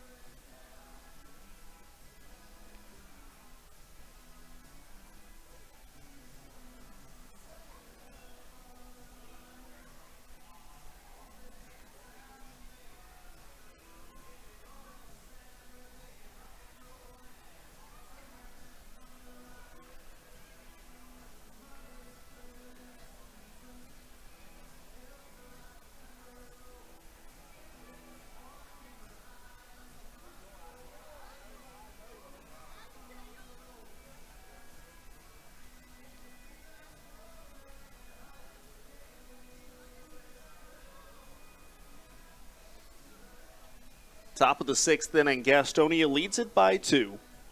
They'll have 4, 5, 6 coming up here. Jarrett, Roman, and Castro.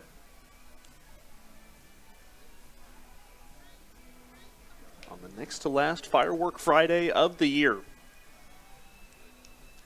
Hard to believe, this is game number 46 of the second half. Game number 112 of the year, which means after tonight, 20 games remain in the regular season. Rockers right now on the outside looking in.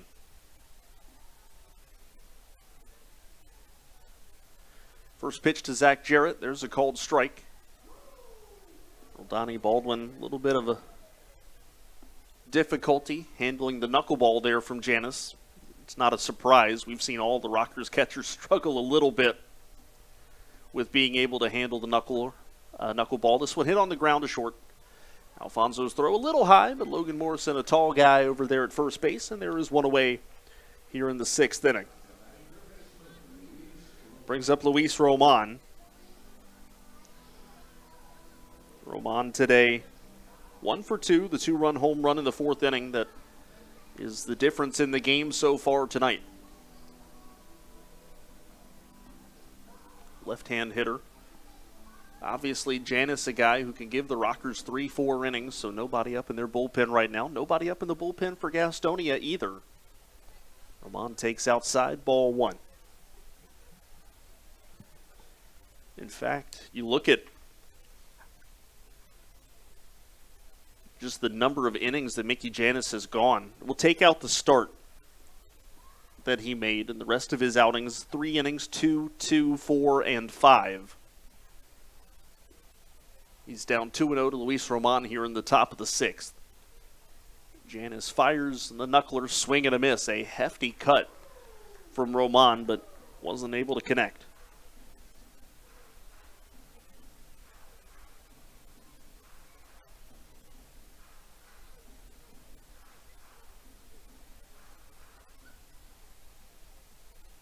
Janice ready, 2-1 coming.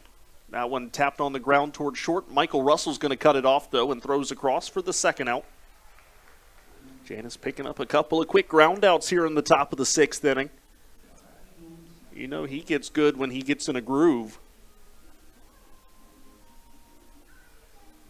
Here's Luis Castro 0 for 2 with 2 strikeouts. All 5 of Gastonia's strikeouts today have come from the same 2 people. Rosa has struck out 3 times, and Castro has struck out twice.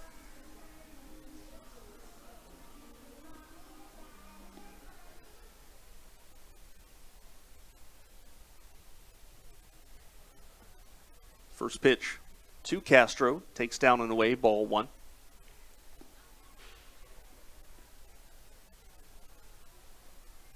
Wind that was going out towards right field earlier, now just a little weak breeze out to center. That pitch a called strike to Castro, and it's 1-1.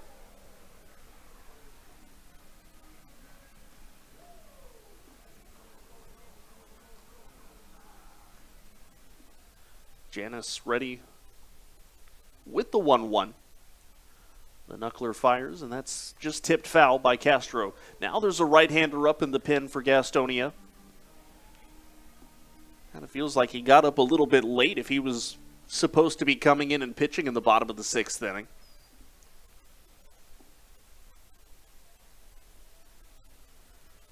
It's a ball and 2 strikes to Luis Castro. Janice has the ERA down to 2.49 now. Right-hander with the 1-2.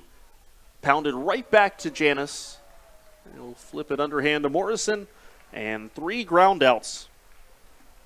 It's the recipe for a 1-2-3, top of the 6th. To the bottom of the 6th we go. Rockers down 2 on the Rockers Baseball Network.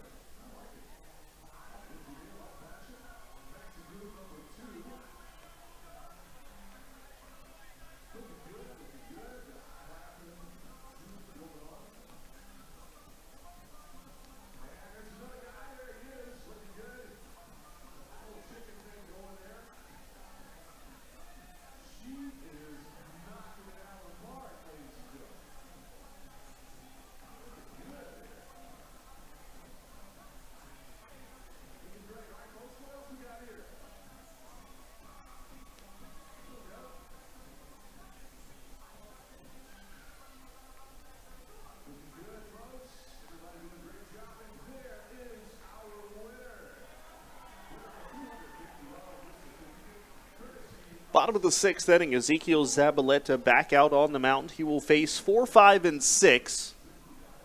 That'll be Cesar Trejo pinch hitting, so Mickey Janice will be done after 2 innings. Trejo, Ladendorf, and Roldani Baldwin. Pitcher in the Rockers bullpen right now is Junior Rincon, who last pitched on Tuesday.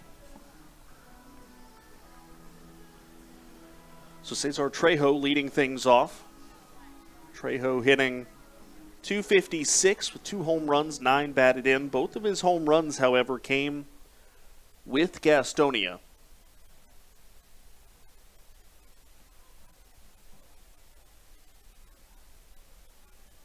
First pitch to Trejo, pops it up in the infield. Coming in is the third baseman, Roman. And that is the first out of the 6th inning. 1 away. Here's Roldani Baldwin. He's 0 for 2 with a couple of strikeouts. think he may be glad that he's done seeing Zach Godley tonight, because that just appeared to be a bit of an uncomfortable at-bat for Roldani Baldwin. Chased a lot of pitches down and away.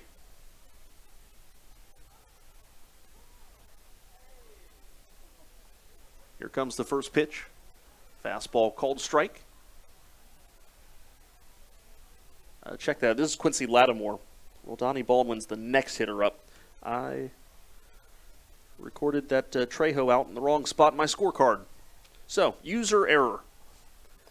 That pitch misses. 1 ball, 1 strike to Lattimore. Quincy today 0 for 2, and he does have a strikeout also.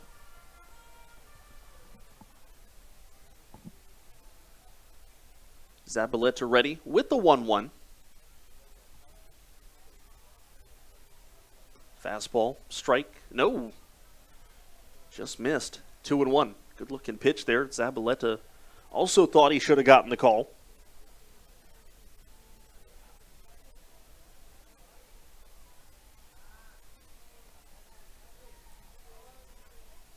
Here comes the 2-1. Another fastball. Lattimore pops this one foul. Levy gives it a look, but no chance there. 2 balls, 2 strikes.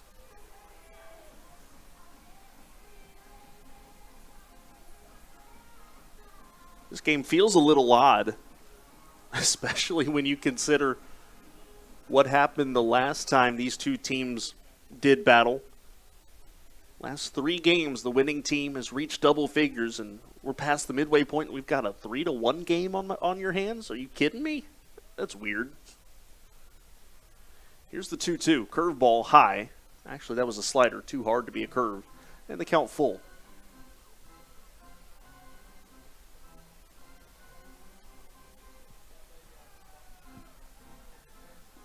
Pretty solid Friday crowd here. Everybody wants to come on fireworks night. Payoff pitch on the way to Lattimore. Zabaleta a couple of deep breaths on the mound, make it 3 of them. Fastball high, ball 4. So 1 out walk. And now the batter, Roldani Baldwin, who's 0 for 2 with 2 strikeouts.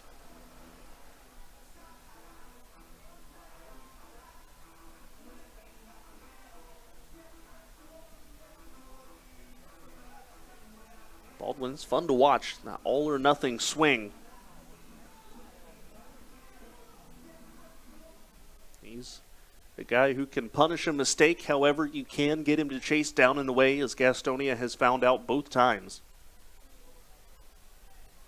that he has come up to the plate. First pitch is that down and away pitch, and Baldwin lays off. The count 1-0.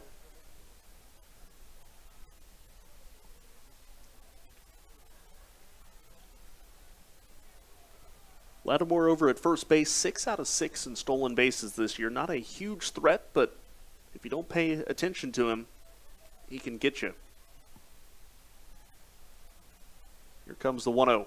Baldwin, there's the big swing. He about spins around to the point where when his swing was over, he was facing the umpire. That's the amount of force that Roldani puts in his swing.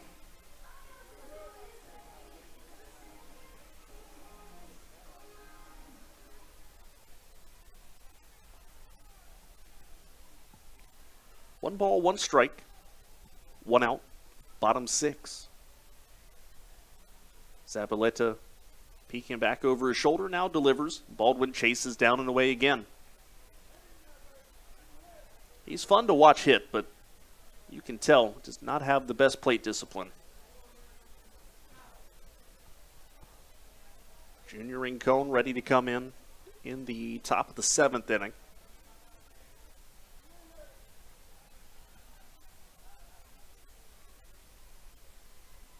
Here comes the 1-2. That's bounced and blocked up by Levy. It's one of the things Stuart Levy does so well is being able to keep baseballs in front of him, especially pitches down low. I remember last year, so many Rockers pitchers told me how comfortable they felt knowing that they could bounce a pitch with 2 strikes, and they knew that Stuart Levy was going to keep it in front. Now Gastonia gets to be be the benefactors of that.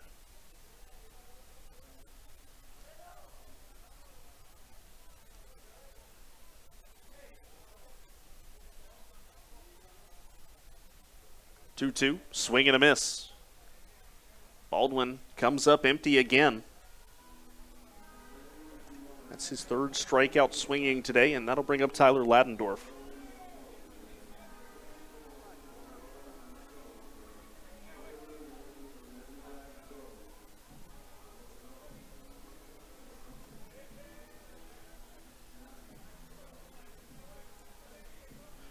Let's pretend for a moment that I actually do understand the English language. I realize I said benefactor. I clearly meant beneficiary.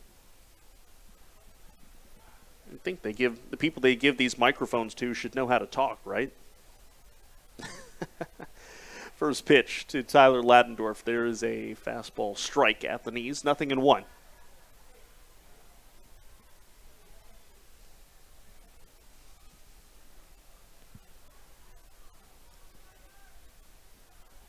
Zabaleta ready with the 0-1. Ladendorf, who's already set a career high, 16 home runs this year. Just trying to extend the inning, trying to pick up a base hit, takes high.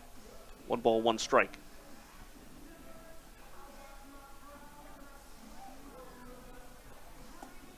Zabaleta looking like he's going to get through the 6th inning. About 44 pitches right now.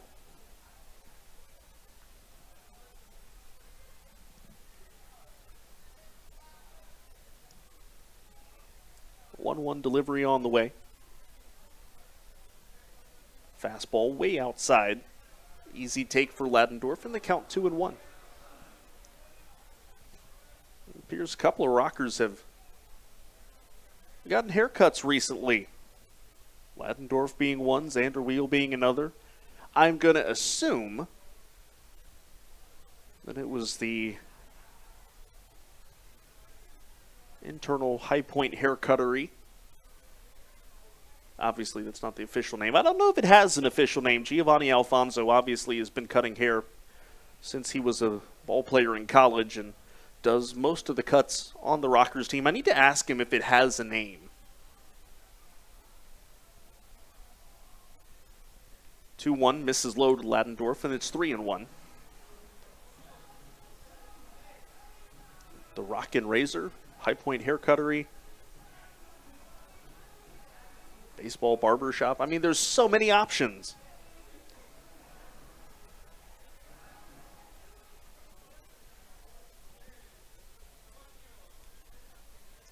(3-1) on the way to Ladendorf. Jay Gonzalez would be the next man up. He swings, comes up empty, 96 miles an hour, and the count full. Well, that was the bugaboo for High Point yesterday. They could not handle the heat from Lexington. Jose Santa Maria to Suriel to Geraldo to Lusk, all of them throwing around the mid-90s, and the Rockers just did not have a good offensive night last night.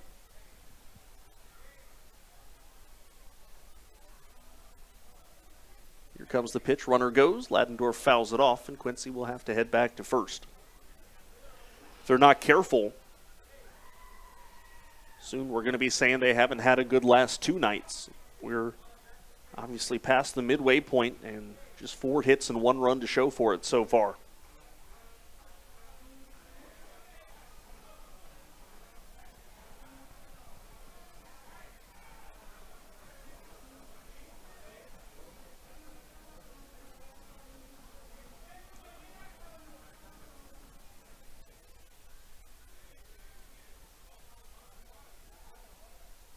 Another payoff pitch coming. Obviously, Lattimore will be running. Ladendorf pops it up. That is a monstrous pop-up into shallow center. Hurley Rodriguez is there. Probably had enough time to take a nap, but he makes the catch. And that's the final out of the inning. Rockers once again come up empty. And we go to the 7th inning. Honey Hunters lead it 3-1 on the Rockers Baseball Network.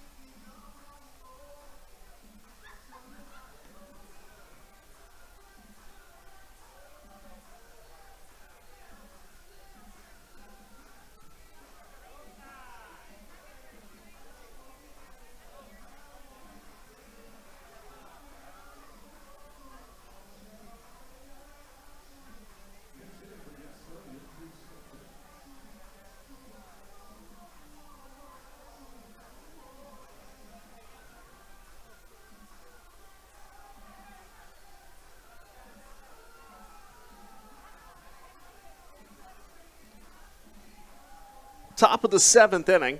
It is the bottom third of the lineup here. A couple of changes to let you know about. Obviously, the Rockers have gone to the bullpen. It's Junior Rincon coming in to replace Mickey Janis. Went 2 innings, struck out 1, gave up 1 hit.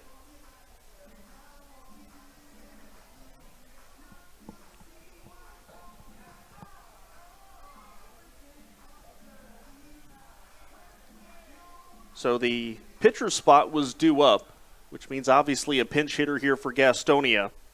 That is going to be Reese Hampton facing Junior Rincon. Reese Hampton this year will give you his numbers as well as Junior's. Hampton, 266, 8 home runs, 37 batted in. Of course, is the Atlantic League leader in stolen bases, and he'll have a chance to add to it with a base hit right up the middle. A pinch hit single for Hampton to start the top of the 7th. That'll bring up Stuart Levy. Junior Rincon this year has been fantastic for the Rockers since joining them just past the midway point. Rincon 1-1, 1.14 the earned run average. This will be his 19th appearance, 14 walks, 27 strikeouts. Opponents came into today hitting 164 against him.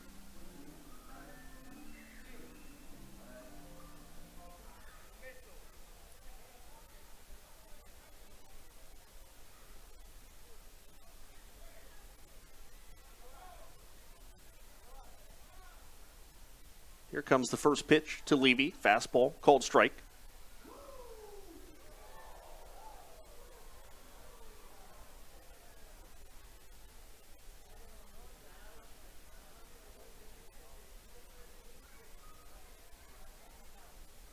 Runner on first base, nobody out, top 7. We get to the top of the 8th inning. We'll take another peek at the Atlantic League scoreboard.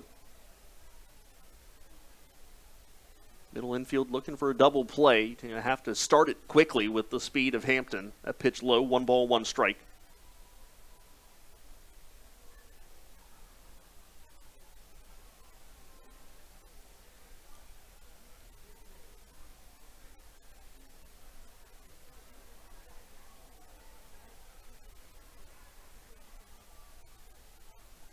Rincon holds the set. Here comes the 1-1. Hampton takes off. Curveball fouled off, and it's a good thing they did. Junior Rincon has a very slow move to the plate. Reese Hampton was probably halfway to second by the time that ball was released.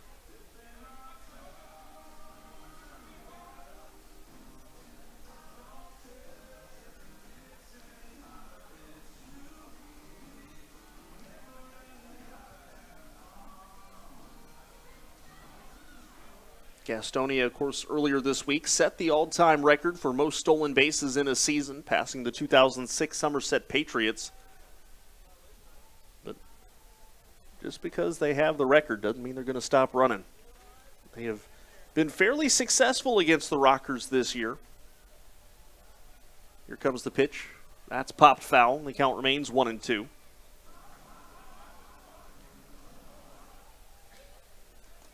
In fact, you want to break it down. The Honey Hunters, of their 267 stolen bases, 268, the Rockers have allowed 61 of them, which comes out to 22.7%. And the Rockers have been Gastonia's opponent 25% of the season. Kind of interesting how that all evens out. Overall, the Rockers have thrown out 21% of would-be base stealers. Honey Hunters are 61 out of 78 against the Rockers. Another check over to first base. And back in safely again is Hampton.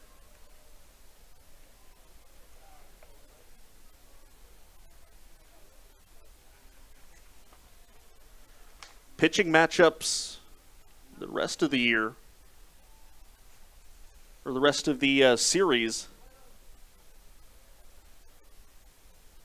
Hampton takes off. Curveball tapped weakly towards third base. Russell's only play is going to be to first. We'll go over there and retire Levy for the first out. So runner at second now is Hampton, and that'll bring up Jake Skoll, who's 0 for 2.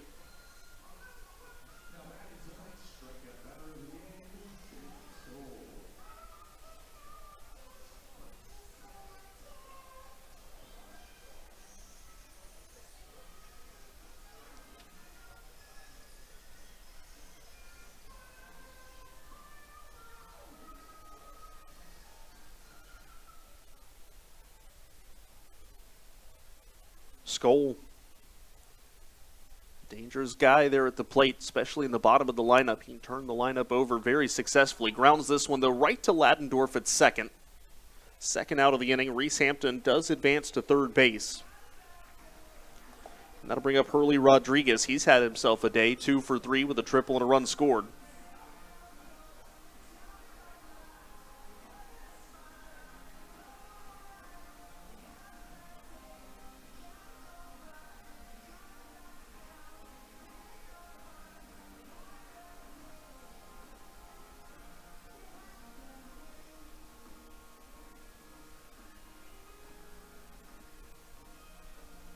Long walk for Hurley Rodriguez, taking his time.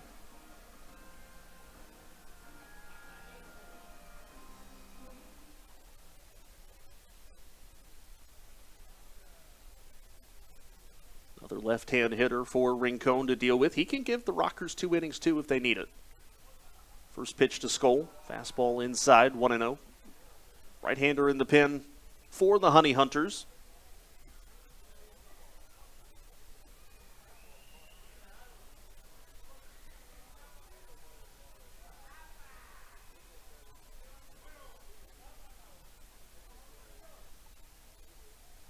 And here comes the 1-0.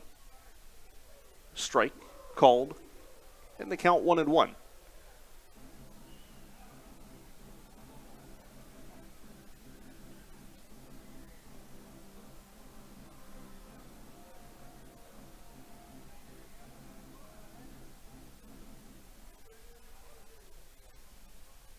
Rincon ready with the 1-1.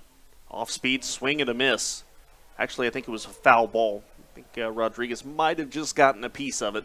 The count 1 ball, 2 strikes, though. Either way, however you want to slice it. Good pitch there from Junior Rincon.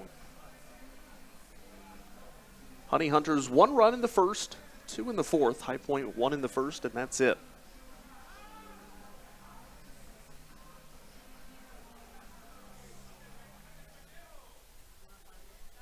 Rincon ready, 1-2. That curveball stays way up and away. Couldn't have fooled anybody with that one. 2-2 now.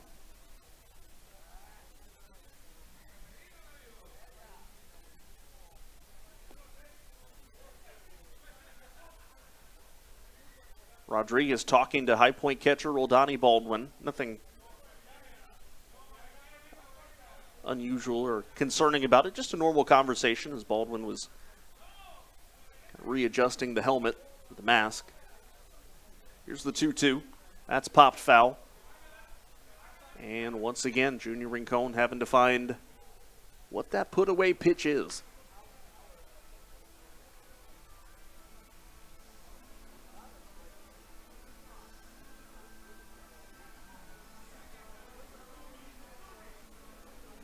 The speedy Reese Hampton at third base. And he got there without stealing the base. A couple of ground outs after he was able to reach via base hit. There's strike 3 looking bottom of the zone. Rodriguez nods his head, giving credit to Junior Rincon for that strikeout. And with that, it is stretch time. We go to the bottom of the 7th. And the Rockers down 3-1 on the Rockers Baseball Network.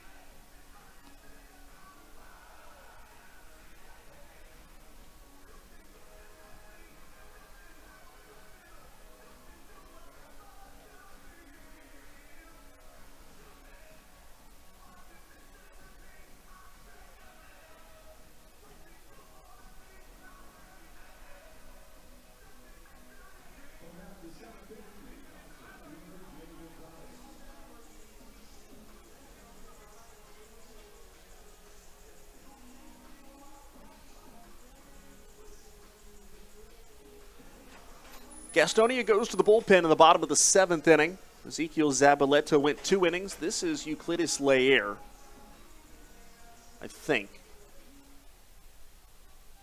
Yes, it is. Laer's first pitch to Jay Gonzalez in there for a strike. We're underway in the bottom of the 7th. So Zabaleta goes 2 innings, gives up 1 hit, 2 walks, and 2 strikeouts. Laer's pitch to Gonzalez misses low. Rockers have action in the bullpen. We'll tell you who that is here in just a moment after we give you Laer's numbers. There's a strike to Jay, 1-2.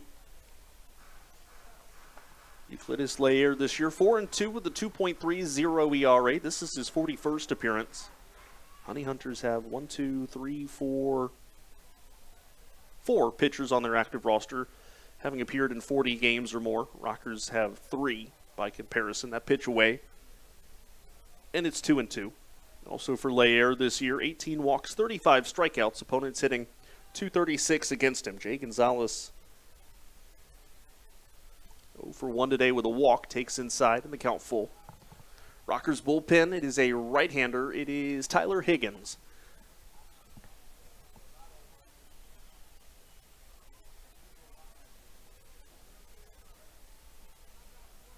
Really, the Rockers' only inning in which they threatened offensively was the 5th. They had runners at 2nd and 3rd and couldn't score. Gonzalez works his 2nd walk of the day. And that brings up Giovanni Alfonso, who's 0 for 2. Even when they scored in the 1st inning, that was a solo home run, so it wasn't like they were necessarily mounting a threat at the time.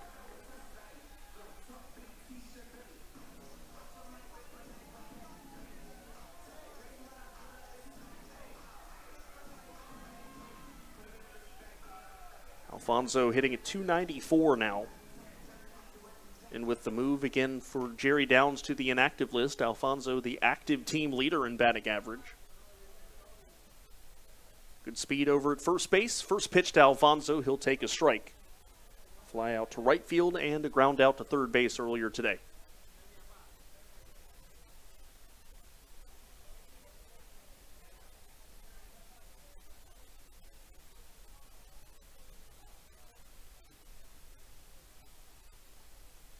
Laer ready.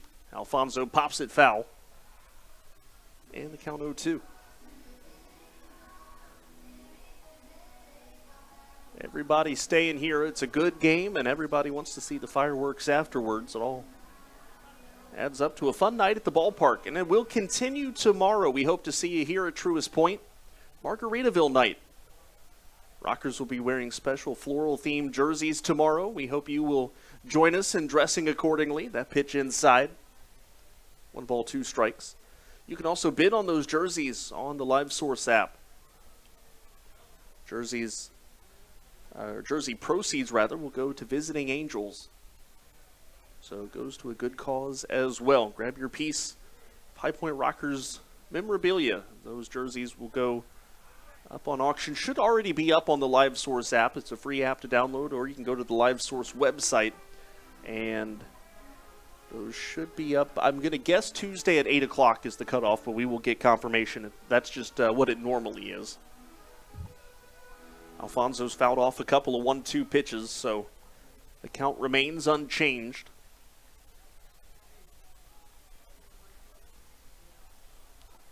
And Laer ready with the 1-2. That is strike 3 looking at the bottom of the zone. Alfonso retired. And that is the first out of the 7th. We go back to the top of the lineup, and Michael Russell, who's 0 for 3.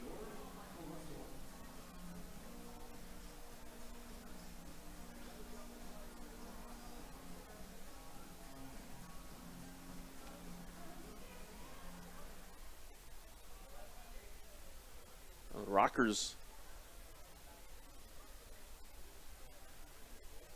if it wasn't for Logan Morrison's first inning home runs, Russell takes ball 1.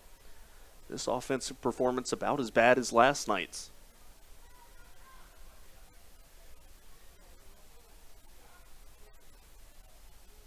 Here comes the 1-0. Misses outside 2-0. Good news is, it's the bottom of the 7th and you're only down 2. Still time to change it, but that time is ticking.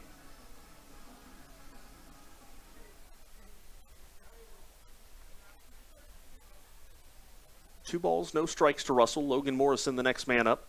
Russell takes low 3-0. Morrison's got a 3-for-3 day going on.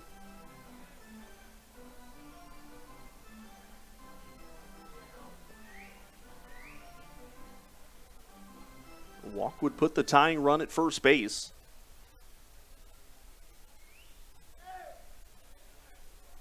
Here's the 3-0, and there's a called strike, 3-1.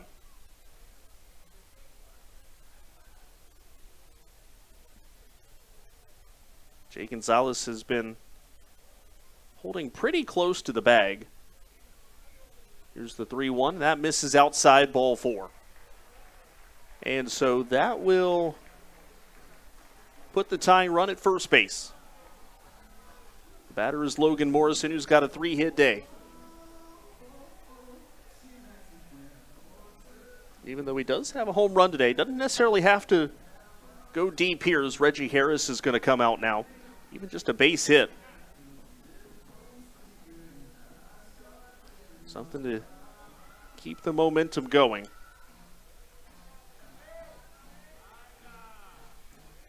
As Reggie Harris just now gets to the mound, we'll go ahead and tell you, too, Sunday is Family Fun Day at the ballpark. Obviously, 2 players will be signing pregame autographs. Don't know who they are yet. It's just a different 2 players every week. So make sure you get there early. Those autographs will be signed, or those signings will be taking place up on the concourse before the game. And then after the game, kids 13 and under can run the bases following the conclusion of the contest, the series, and the 6-game homestand. So for the rest of the weekend, you can grab your tickets at highpointrockers.com.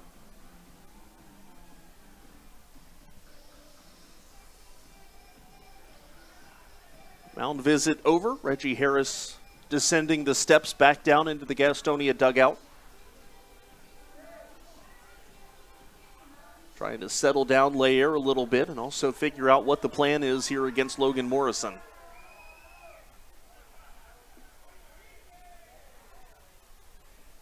Morrison's got the average almost up to 270 now. He'll take just low, ball 1. I think Lair a little frustrated. Feels like he's gotten squeezed on a couple of calls. I think that pitch may be one of them.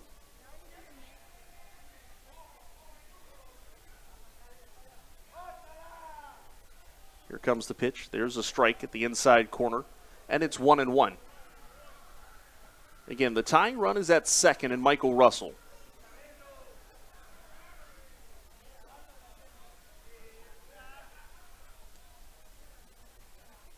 Check that. Tying run is at first. That's Michael Russell. Jay Gonzalez is at second.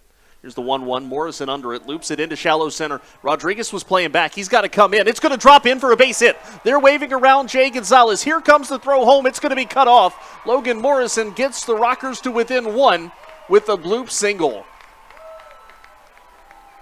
Hurley Rodriguez was playing so far back in center field. He had no shot, and he's got great range out there.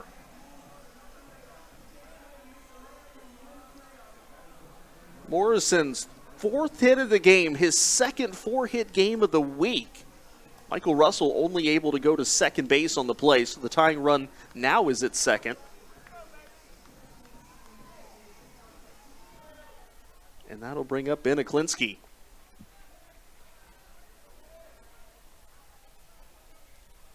First pitch to Aklinski, that misses down and away, 1-0.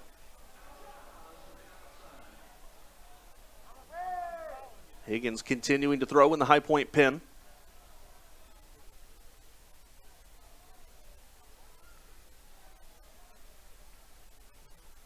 And Aklinski takes outside 2-0.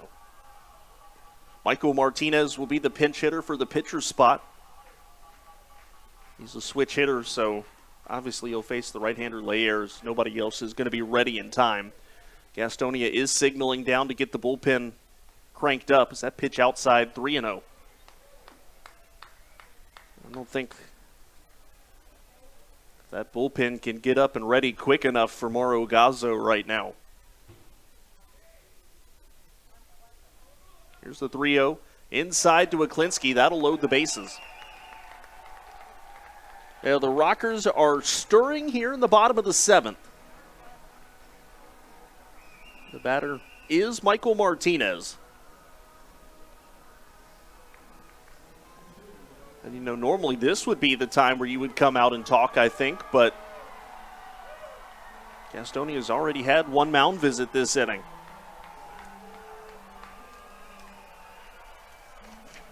So Michael Martinez hitting .265, 3 home runs and 21 runs batted in.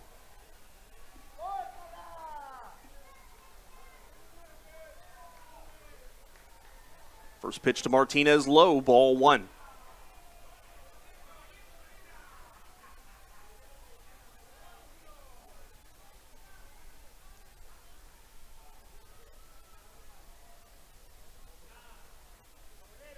Martinez grounds this one just off of the glove of the first baseman, Castro. Russell comes in and scores. We are tied. Martinez is safe at first. It is 3-3. First base umpire Mike Williams has ruled Martinez safe at first base.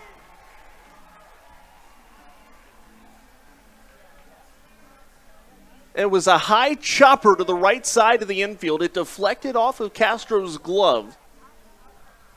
Russell has scored the tying run. Morrison is now at third.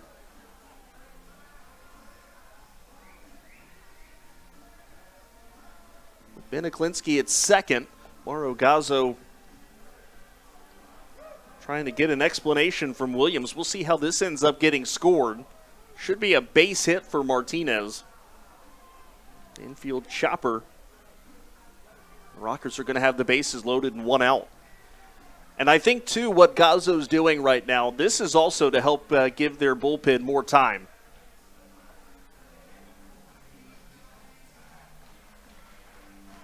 We'll see if he makes a change while he's out here. He's looking down into the bullpen. But no, he's not going to make a signal yet. So it'll be 1 out, and the base is still loaded for Quincy Lattimore. We have a tie game now.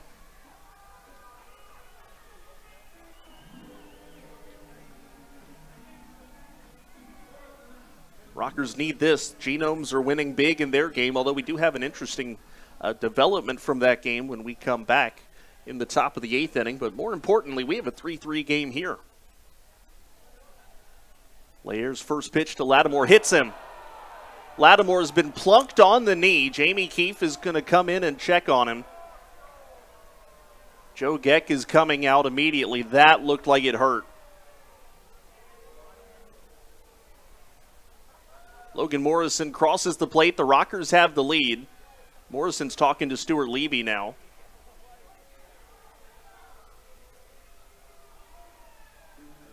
Lattimore in a lot of pain at the plate.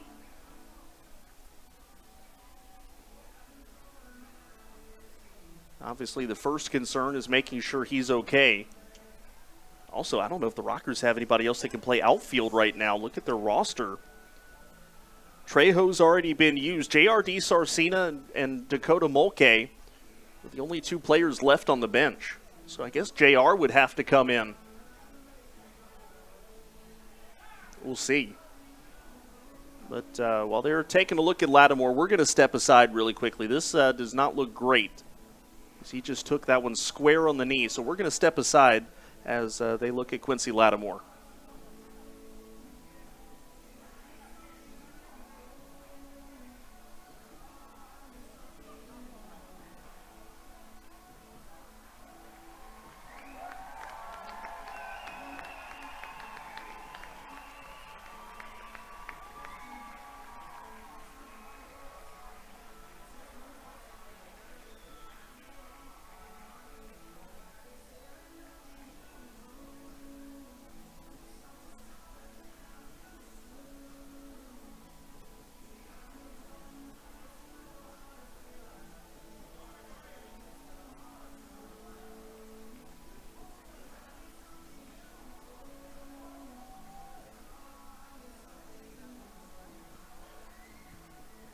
Well, the good news, Quincy Lattimore is up. He is hobbling down the first baseline, trying to get down there. I don't expect him to be able to stay in this game. Also, a side note, Mauro Gazzo has gone to the bullpen, but right now Lattimore really laboring down the first baseline. He has just now made it to the bag. I think he's going to try to stay in there. Again, the Rockers really don't have a whole lot available on the bench. J.R. DiSarcina and Dakota Mulcahy, the only two players left. And again, the Honey Hunters have gone to the bullpen. Euclides Laer is out. This is going to be Tim Naughton coming in. Rockers lost in that whole hit by pitch there. They do have the lead now. It's 4-3 with one out in the bottom of the seventh. Naughton was warming up already, so this is not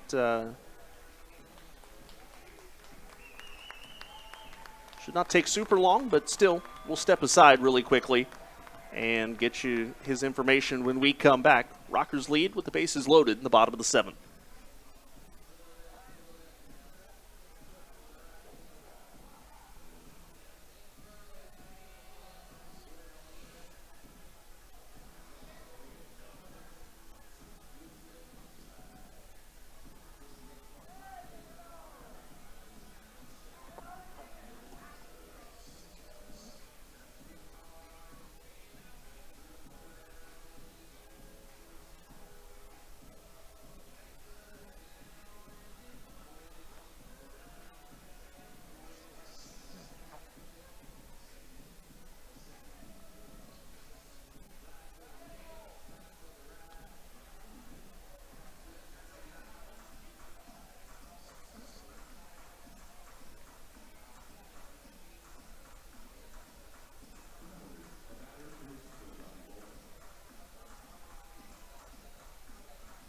We've got to bring it back in here quickly from MixLR. Tim Naughton is ready to go from our radio break, but Rockers have the bases loaded. Roldani Baldwin is 0 for 3 with 3 strikeouts.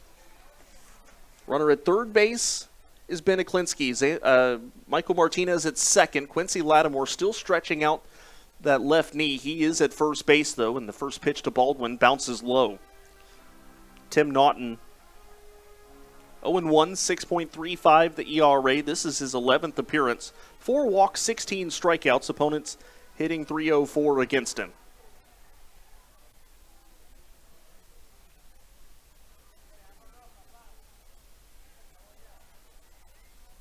Here comes the pitch.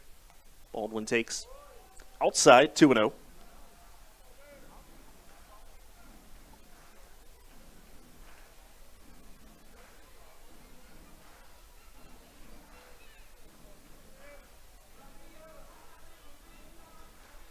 I don't think a bases loaded hit by pitch is exactly the way you draw up taking the lead, but the Rockers will take it. Now it's 3-0 to Baldwin.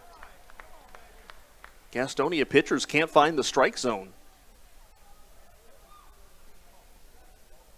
Laer, 10 strikes out of 26 pitches. Zabaleta threw 25 out of 48, so he at least was over 50%.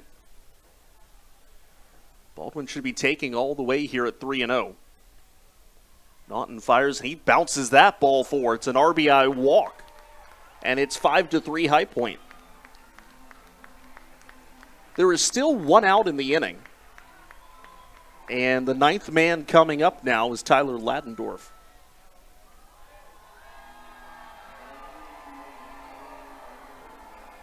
Ladendorf 0 for 3 for Roldani Baldwin. That is his 11th run batted in.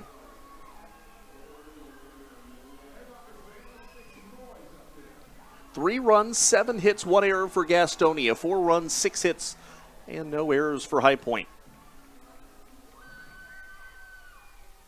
High Point has a chance to bust this wide open. Obviously, whatever insurance they can get would be great, but they have an opportunity here to put a big number up on the scoreboard. First pitch low to Ladendorf. Naughton has missed on his first 5 pitches out of the bullpen.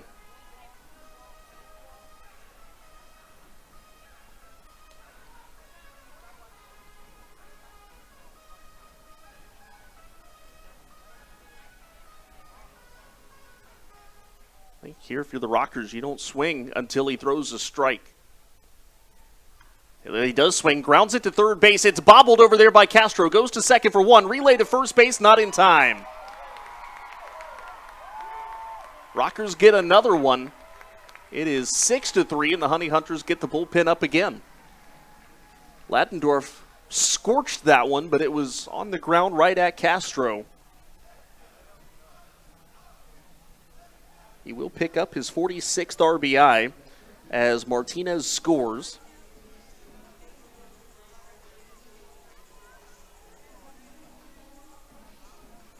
Two outs in the inning, and the batter is Jay Gonzalez. Quentin Torres Costa is up in the bullpen for Gastonia now.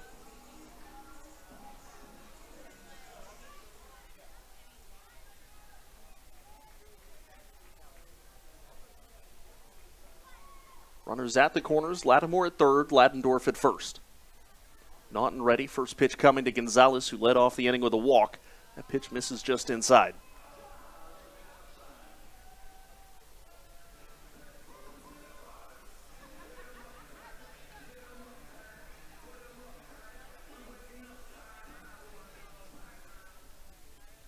Jay Gonzalez has actually walked twice today. Here's the 1-1. Ladendorf breaks for second. It's a strike. The throw from Levy, also a strike, but a little bit late. Ladendorf in. That is Tyler's 7th steal of the year. And my favorite part about that, all 7 steals have come in the second half of the season. He's been playing since day one. He's 7 for 7 and not attempted a stolen base until July. So the Rockers 2 runners in scoring position now, but Gonzalez does have 2 strikes against him.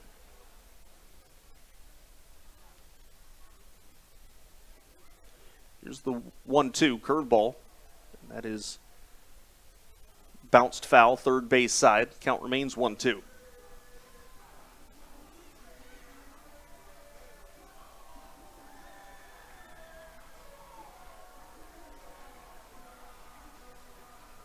Gonzalez, good bat handler, needs to just put something in play. Naughton ready with the 1-2. Curveball, swing and a miss. Gonzalez comes up empty, and that is the final out of the inning. But the Rockers put up a 5 spot in the bottom of the 7th inning and will take a 6-3 lead into the top of the 8th inning. They're also going to go to the bullpen. We'll tell you about it when we come back on the Rockers Baseball Network.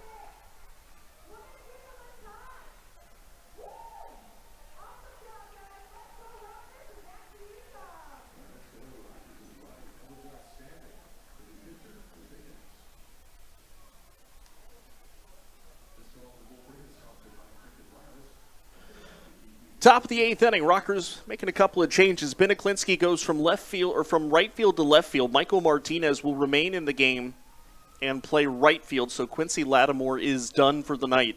Tyler Higgins now in relief of Junior Rincon. Went 1 inning, gave up a hit, and struck out 1. Higgins this season has joined the Rockers about a month ago, a little bit less. 2-0. This will be his 9th appearance. No ERA of 0. 1 walk, 12 strikeouts. Rockers with a 6-3 lead. Gastonia has Reinheimer, Rosa, and Jarrett, the 3 hitters coming up. Let's take another look at the Atlantic League scoreboard. Long Island shutting out Charleston 9-0 at the top of the 5th inning. Joe Iorio looking for win number 9 on the year. Genomes on top of Lexington 6-1. They're in the top of the 9th inning, about to wrap that one up. So the Rockers, it's important for them to be able to win this game today and maintain that half game that separates them from the Genomes, and they can keep to within striking distance, especially with the Genomes playing a doubleheader tomorrow. But the crazy thing is the fact that Eli Villanueva in that game, first the fastball inside to Reinheimer, 1-1. But Villanueva took a no-hitter into the 8th inning in Montrell Marshall, an opposite field home run. Lexington breaking up the no-hitter and the shutout. Here comes the 1-1. Reinheimer fouls it off, 1-2. Southern Maryland on top of York right now, 7-1. They are in the 8th inning. And Lancaster leads Staten Island 3-1. They're in the top of the 7th. Again, that Charleston-Long Island game so far behind because they had some weather issues. A ball and 2 strikes. Higgins fires. Reinheimer check swing, but he went around. That's strike 3, out number 1 here in the 8th inning. That'll bring up Joseph Rosa, who has struck out 3 times tonight.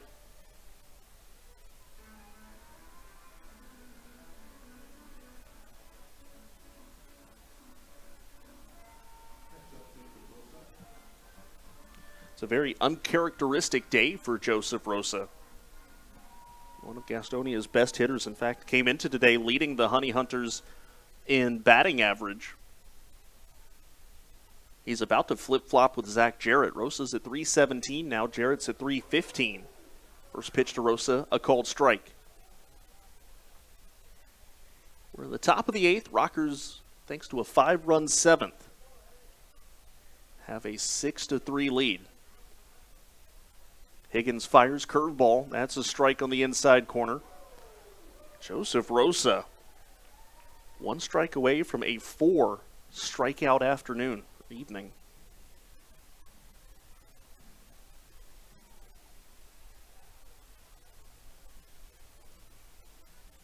Here comes the 0-2. That's fouled off. The count remains 0-2.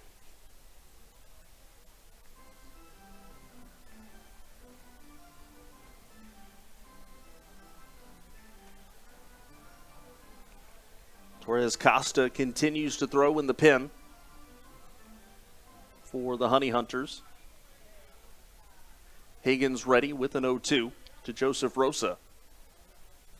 Tried to go with the changeup there, but Rosa able to get a piece of it. He stays alive, and the count remains 0-2. I don't know that we ever gave you those starting pitching matchups for the rest of the series. I know I said I was going to, but if I did not, I apologize. Here we go. If I did, I apologize. Here we go again. Tomorrow, it is a 6:35 first pitch on Margaritaville night. Is that pitch just inside? Starting pitching matchup, Ian McKinney for Gastonia, 5-3 this year, versus Liam O'Sullivan, 3-4. And Sunday, Dakota Chalmers versus Ivan Pinheiro to close out the series. Here's the 1-2. Rosa takes down and away 2-2.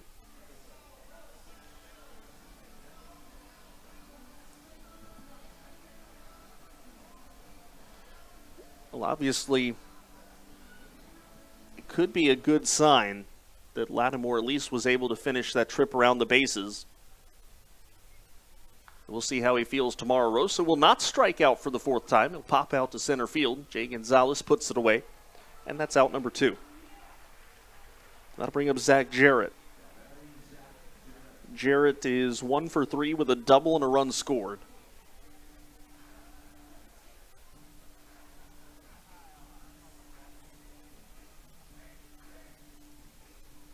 Rockers bullpen has allowed just 2 hits.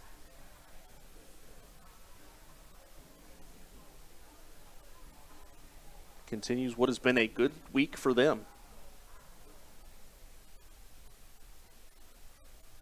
Higgins ready. First pitch coming to Jarrett. High and tight, the fastball. Ball 1. Jarrett looked like he about was ready to go on that pitch, but he did not go after that pitch. Higgins takes a deep breath. Here's the 1-0. Fastball strike. At the bottom of the zone. And it's 1-1.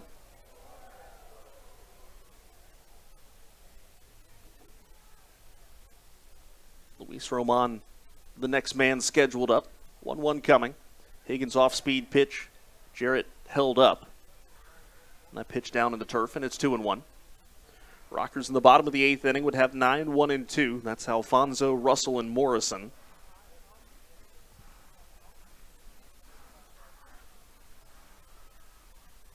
Higgins ready. Here's the 2-1. Fastball. Jarrett pops it up over my head. That probably landed somewhere near the concourse or somewhere on the concourse. The count 2-2.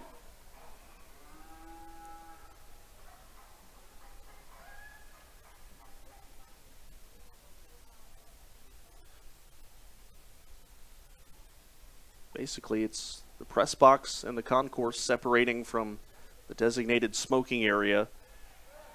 Speaking of smoking, how about that pitch? Smoked on the outside corner, strike 3 looking. Down goes Zach Jarrett. A 1-2-3 8th inning for Tyler Higgins. We'll go to the bottom of the 8th. Rockers still with a 3-run lead, 6-3 to the bottom of the 8th of the Rockers Baseball Network.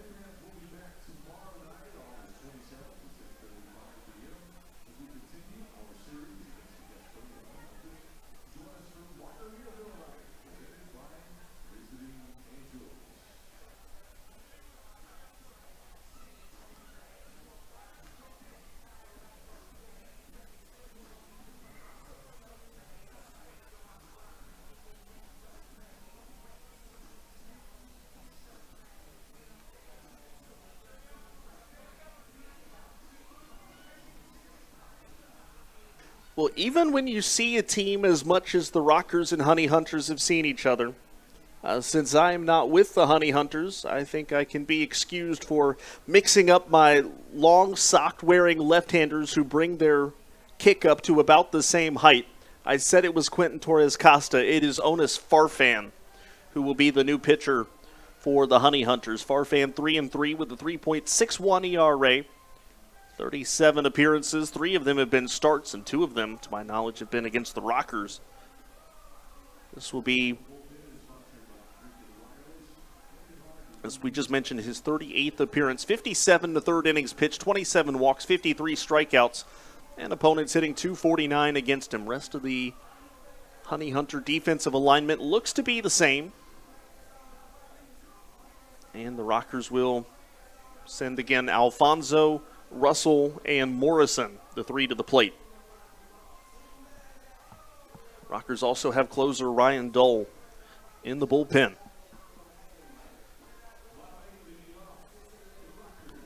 Now, and again, this is not going to sound that impressive when we give you the numbers, but Ryan Dull has a chance to do something that has not been done a whole lot in High Point. Jamie Keefe is not a guy who sticks with one closer. He likes to mix and match. And so because of that, the leader in saves the last 2 years, the first 2 years in the Rockers' existence, was just 13. Trevor Frank and Ryan Kelly both had 13 in 2019, as that pitch fouled off 0-1. Kyle Halbon had 13 last year. That three-way tie is not only for the single-season record for the Rockers, but also the career record. Ryan Dull this year is at 12. Here's the 0-1. Alfonso takes away 1-1. Also, a big note from another former High Point Rocker. If you remember at the end of last year, Gunnar Kynes, Rockers had him for one relief outing, so it's hard to say he's really a tenured Rockers alumni. But, however, he did pitch an inning for the Rockers, that pitch inside, and it's 2-1. Gunnar Kynes earlier today became the all-time strikeout king in the Frontier League, his 503rd strikeout, pitching for the Lake Erie Crushers this year.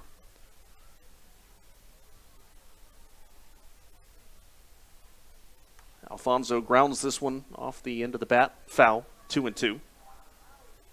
523 Ks. Gunnar Kynes began his Frontier League career with Schaumburg in 2016, struck out 104. Followed that up with 53, 81, 112 with Schaumburg in 2019, and he's got 102 this year. As well as 70 from Southern Illinois last year. Alfonso sprays this one foul, and it's 2-2. Gio 0 for 3 today. Rockers hoping these will be their final at-bats of the evening. They've gotten out in front thanks to a big bottom of the 7th. They needed it. Alfonso takes just outside, and the count goes full. Farfan wanted that call, didn't get it from Calvin Baker. I'll be honest, though, according to the pitch tracker, looks like he probably should have.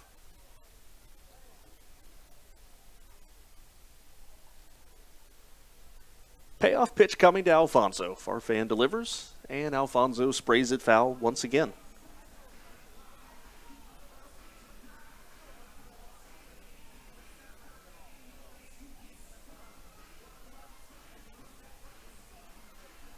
Good battle here to start this one off. Farfan ready with another 3-2. Michael Russell bouncing around in the on-deck circle. Here's the 3-2 to Alfonso. In at his feet, ball 4. Rockers have the leadoff man aboard. Look at the walk breakdown. Zach Godley did not walk anyone in 4 innings. In the next 3 innings, 3+ now, the Honey Hunters have walked 7. Here's Michael Russell 0 for 3 with, you guessed it, a walk.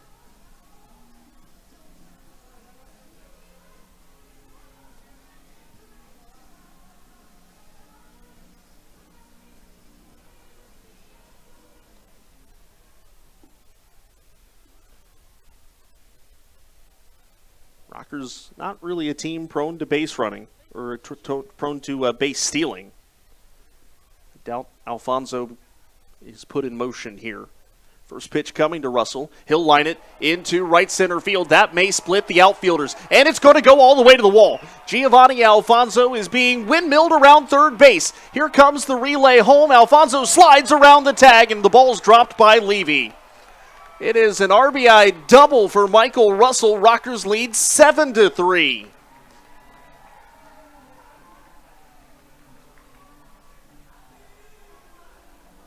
That is Russell's 42nd run batted in, and, well, at least for the moment, you can scratch all that stuff about saves, because right now, unless Gastonia threatens in the 9th inning, it does not apply. Here is Logan Morrison, a 4-hit day for Lomo with a couple of runs batted in. Can he make it 5? Having his best night of the year, without a doubt. And really, there's not any comparison. This is the best single game performance from Logan Morrison.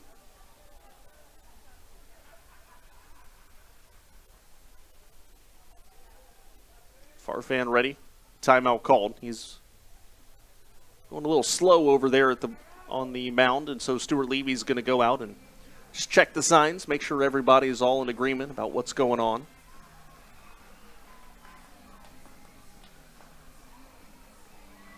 I assume Ryan Dole's still probably going to pitch in the top of the 9th inning. I mean, you got to make sure your guys get their work in.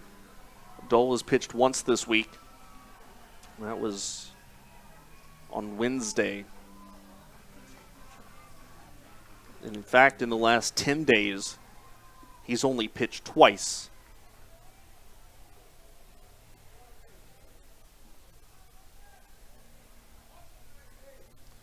So first pitch coming to Morrison. They're playing him a little more shallow this time, at least in center field. Rodriguez will give himself a chance. Morrison chases that one down and away, and the count 0-1.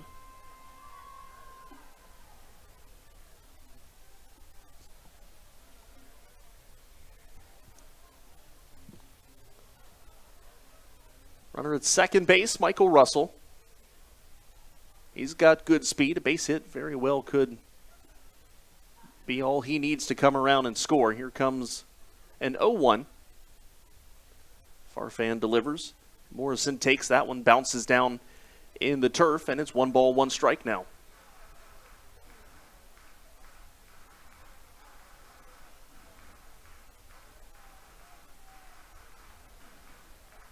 Farfan taking his time out there.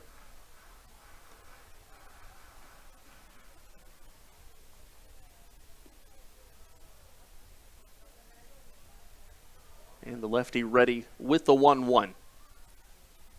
Reinheimer backing off of Russell at second base, so Russell adds another step to his lead. Morrison swing and a miss. Looked like a little bit of sinking action on that 93-mile-an-hour fastball. The count 1-2 now. Nobody out in the bottom of the 8th.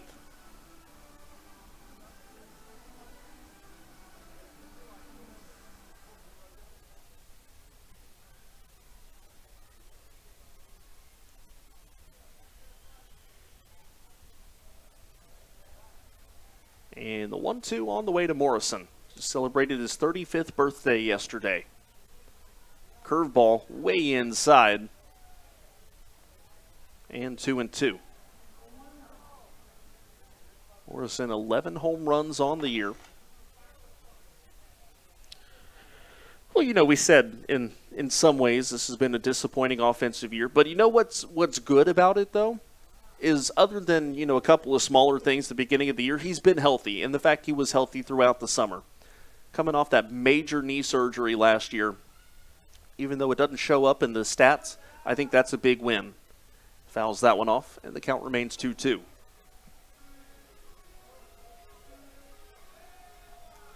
Might have got a piece of Stuart Levy there as Calvin Baker's walking the baseball out to Onus Farfan.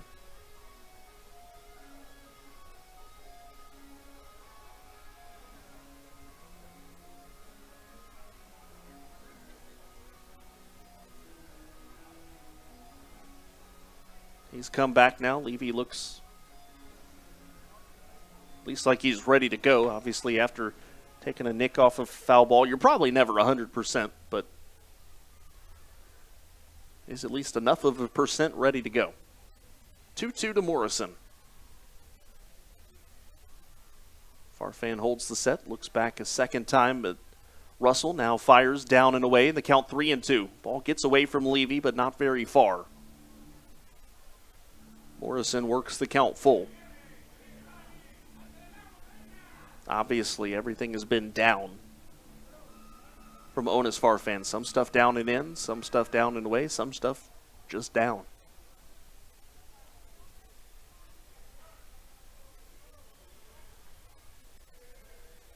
Payoff pitch from the Honey Hunter lefty to the rocker left-handed hitting first baseman.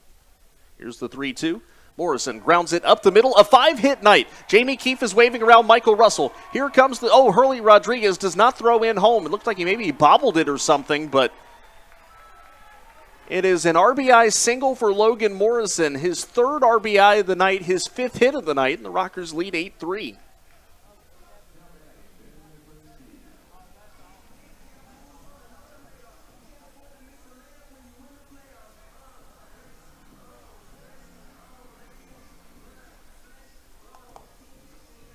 So here's Ben Aklinski.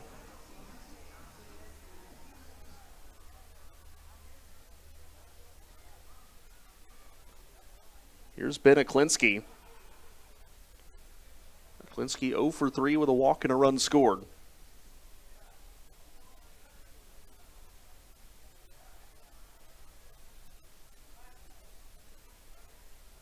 Still nobody out here in the bottom of the 8th. Rockers have scored 7 in the last 2 innings. 7 unanswered. That pitch fouled off, 0-1.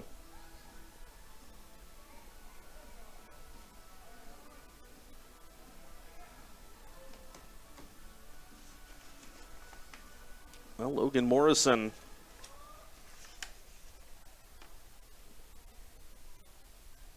one hit away from the single game record. It was 6 set by Michael Russell earlier this year. That curveball misses, and it's 1-1.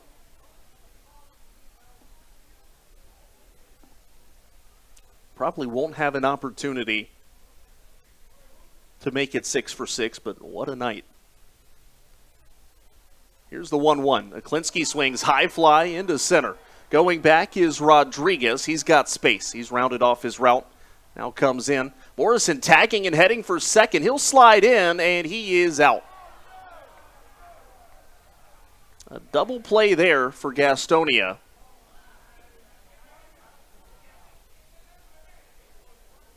Morrison is out 9-6 for the second out. And so that'll bring up Michael Martinez now with the bases empty. Martinez singled his first time up.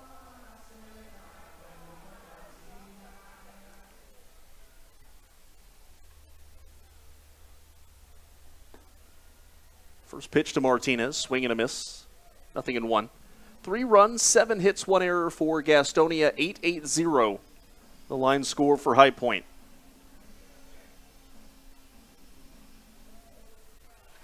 I don't think we closed out the line on the last 2 relief pitchers, so we'll go ahead and do that here in just a moment. Martinez swings over that one, and it is 0-2. Euclides Layer pitched a third of an inning, gave up 5 runs on 2 hits, 1 walk, 1 strikeout, 3 walks, and a hit 1. Tim Naughton finished the 7th inning, giving up a walk, a strikeout, and allowed 2 of 3 inherited runners to score. Here's the 0-2. That's down in the turf, and the count 1-2.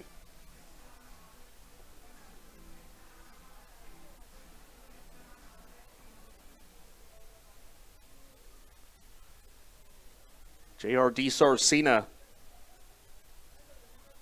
in the on-deck circle. There's strike 3 looking. Martinez is rung up. He doesn't agree with it. He's talking to Calvin Baker on his way back to the dugout, but we will head to the bottom, to the top of the 9th. Rockers with a 5-run lead against Gastonia here on a Friday night on the Rockers Baseball Network.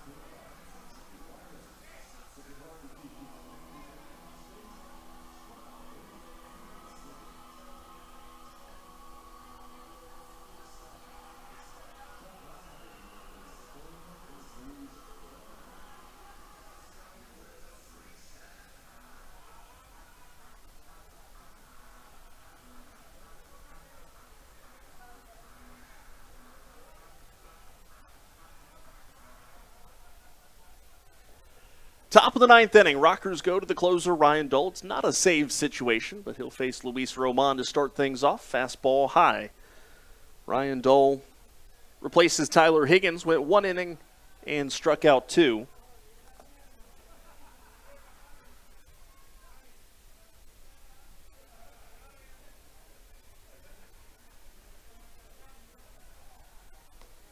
That pitch swung on. And the count 1-1.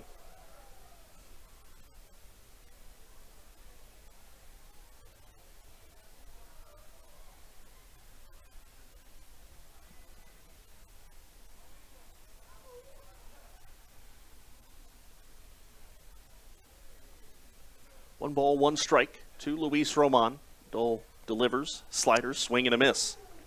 Roman today, 1 for 3 with the 2-run home run. Ryan Dole this year has been roughed up a little bit recently. He's trying to recover from allowing 4 runs at Gastonia last Saturday. 4-1, 4.01 is his earned run average. Here comes the 1-2. Slider lined into left center. A long run, a dive, and a catch! Ben Aklinski takes away a double from Luis Roman. That ball hung up there just enough for him. Well, he's had the late game heroics of Johnny Field, and I think this catch right here solidifies him as the heir apparent to Mr. Superman. He's doing everything Johnny Field did. Ben Aklinski, a great catch to start the ninth inning. Here's Luis Castro, 0 for 2 with 2 strikeouts now. Dole's first pitch, a slider strike on the inside corner.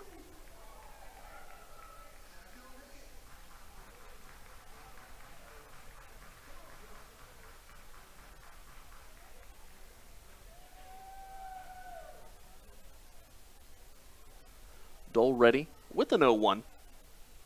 Fastball, that's fouled off. And the count 0-2 now. Next man up would be the pitcher's spot. It will be a pinch hitter, obviously. We'll see who it is. I believe that is Cole Freeman in the on-deck circle.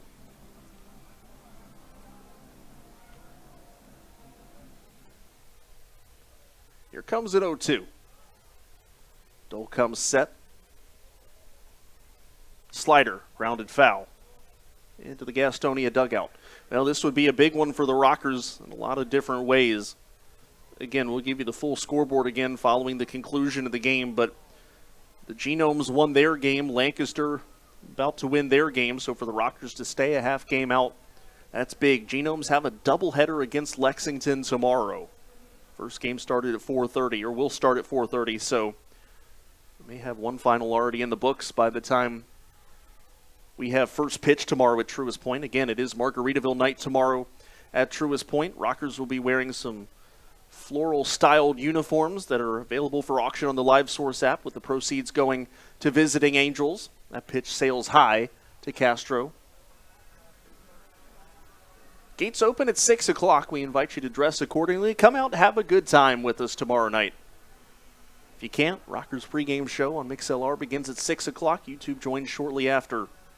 For tickets to tomorrow's game, highpointrockers.com. Liam O'Sullivan looking to even up his record tomorrow. We'll go to 4-4 with a win. Mickey Janis in line for, actually not in line for the win tonight. That slider misses down and the count full. It is Junior Rincon who will be in line for the win tonight. The loss currently would be handed out to Euclides Laer.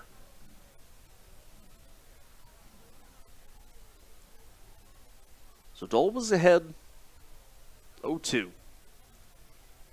And he's falling behind. Swing and a miss, strike 3. Castro chased that one down in the turf.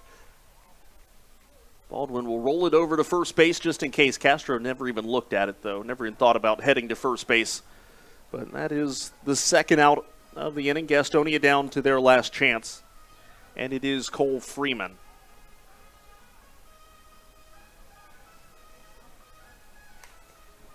Freeman is hitting .364 in 7 games with a home run and 5 batted in.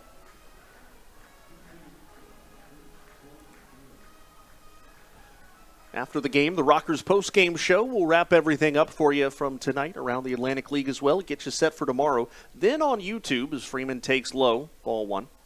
On YouTube, if you want to stick around, post-game fireworks will be coming up. And if you weren't able to make it out tonight, we'll still give you the fireworks display. Make it feel like you were here. Maybe if you're watching from home, you're still able to grill out or make you feel like you were at the ball game. Here comes the 1-0 to Freeman. Lines it into right field. Michael Martinez chasing it. This ball curling foul. It looked for at least half of that ball's flight path that it may be able to stay in and go down the line for extra bases, but Freeman had too much spin on it, and it's 1-1. Again, Michael Martinez pressed into duty in the outfield with the Rockers having lost their DH Xander Wheel. And then used Cesar Trejo as a pinch hitter. And then when Ladendorf was hit by a pitch, only other options were Michael Martinez, Dakota Mulcahy, or J.R. DiSarcina. Here's the 1-1. Fastball strike at the bottom of the zone. Gastonia down to their final strike now. This would be High Point's 59th win of the year. 66 wins is a 500 record, so High Point still a little work to do. That slider low, and the count 2-2. Would also improve High Point to 20-26 in the second half. Gastonia would fall to 31-15.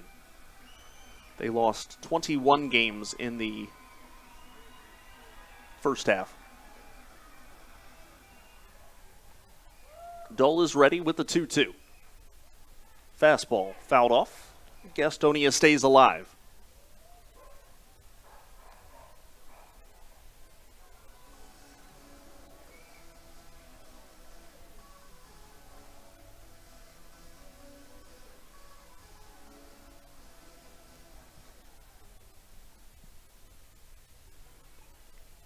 Dull is ready with the 2-2. Base is empty. Slider popped up. Right at second base, Ladendorf doesn't even have to move. That'll do it. The Rockers rally from a 3-run deficit to score 5 times in the 7th, 2 times in the 8th, and they take down Gastonia in Game 1 of Rivalry Weekend. Final score, High Point 8, Gastonia 3. Rockers post-game show will be coming up next on the Rockers Baseball Network.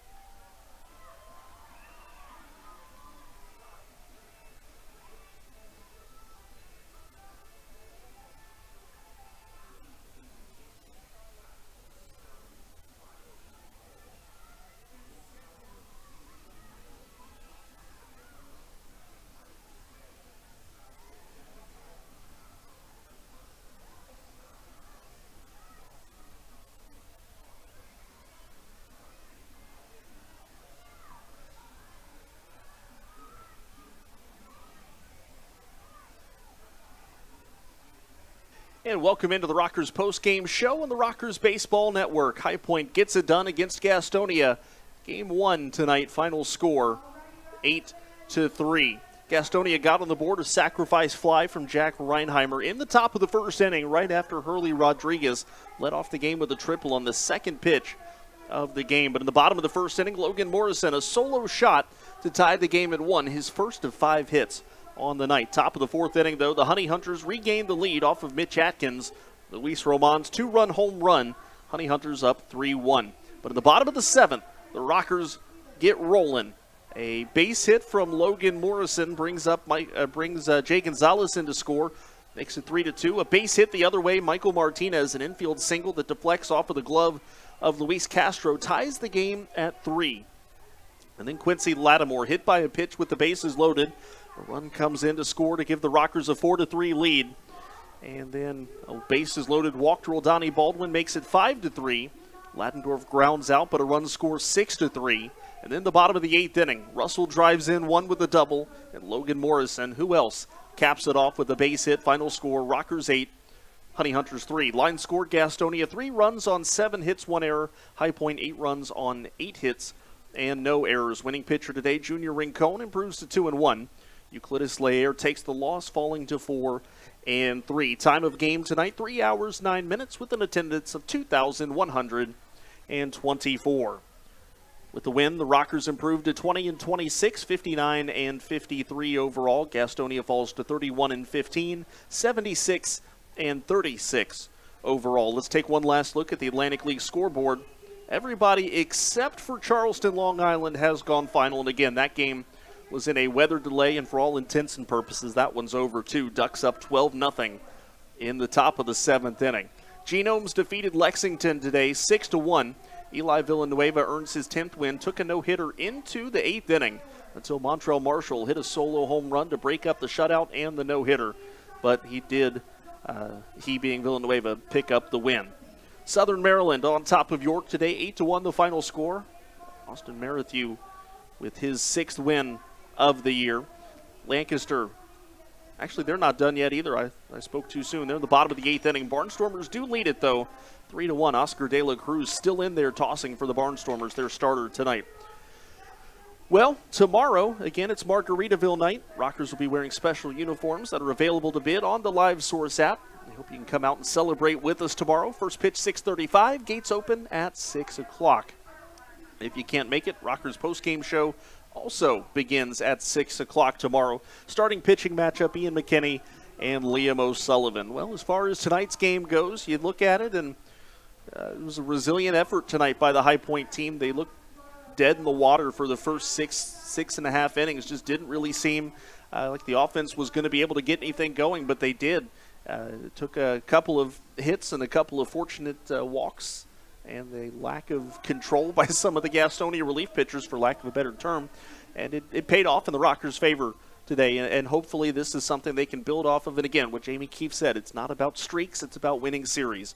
And so with the Rockers having a chance to go ahead and take the series tomorrow. And again, remember, the Genomes have a doubleheader at Lexington tomorrow. They will be back on the same number of games left after tomorrow's game.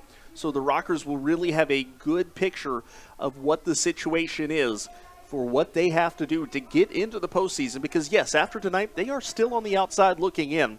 But after tomorrow, we'll really get a definite number of this is what it looks like. But as of tonight, High Point a half game out on the Genomes, or from the Genomes, excuse me, in the wild card race. So, still some work to do, but a big win tonight, and High Point able to keep pace. A big thank you to the Gastonia Media Department, as well as our High Point Rockers Media Department here and the Rockers Control Room, camera operators all over the ballpark for their fantastic work today. And that's about a wrap on everything today. Again, if you're watching on YouTube, stick around. Post-game fireworks not that far away. But for those of you on MixLR and those of you ready to go to bed, as it is almost 10 o'clock, or if you're about to tune into NASCAR, the NASCAR Xfinity Series was delayed due to weather, but apparently they're about to get things cranked up in Daytona anyways. Whatever your evening plans are, well, it's going to wrap for us here at Truist Point. Final score one last time. The High Point Rockers 8, the Gastonia Honey Hunters 3. I'm Kendrick Fruits, wishing you a rocking good night. Enjoy the fireworks. This has been a presentation of High Point Rockers Baseball on the Rockers Baseball Network.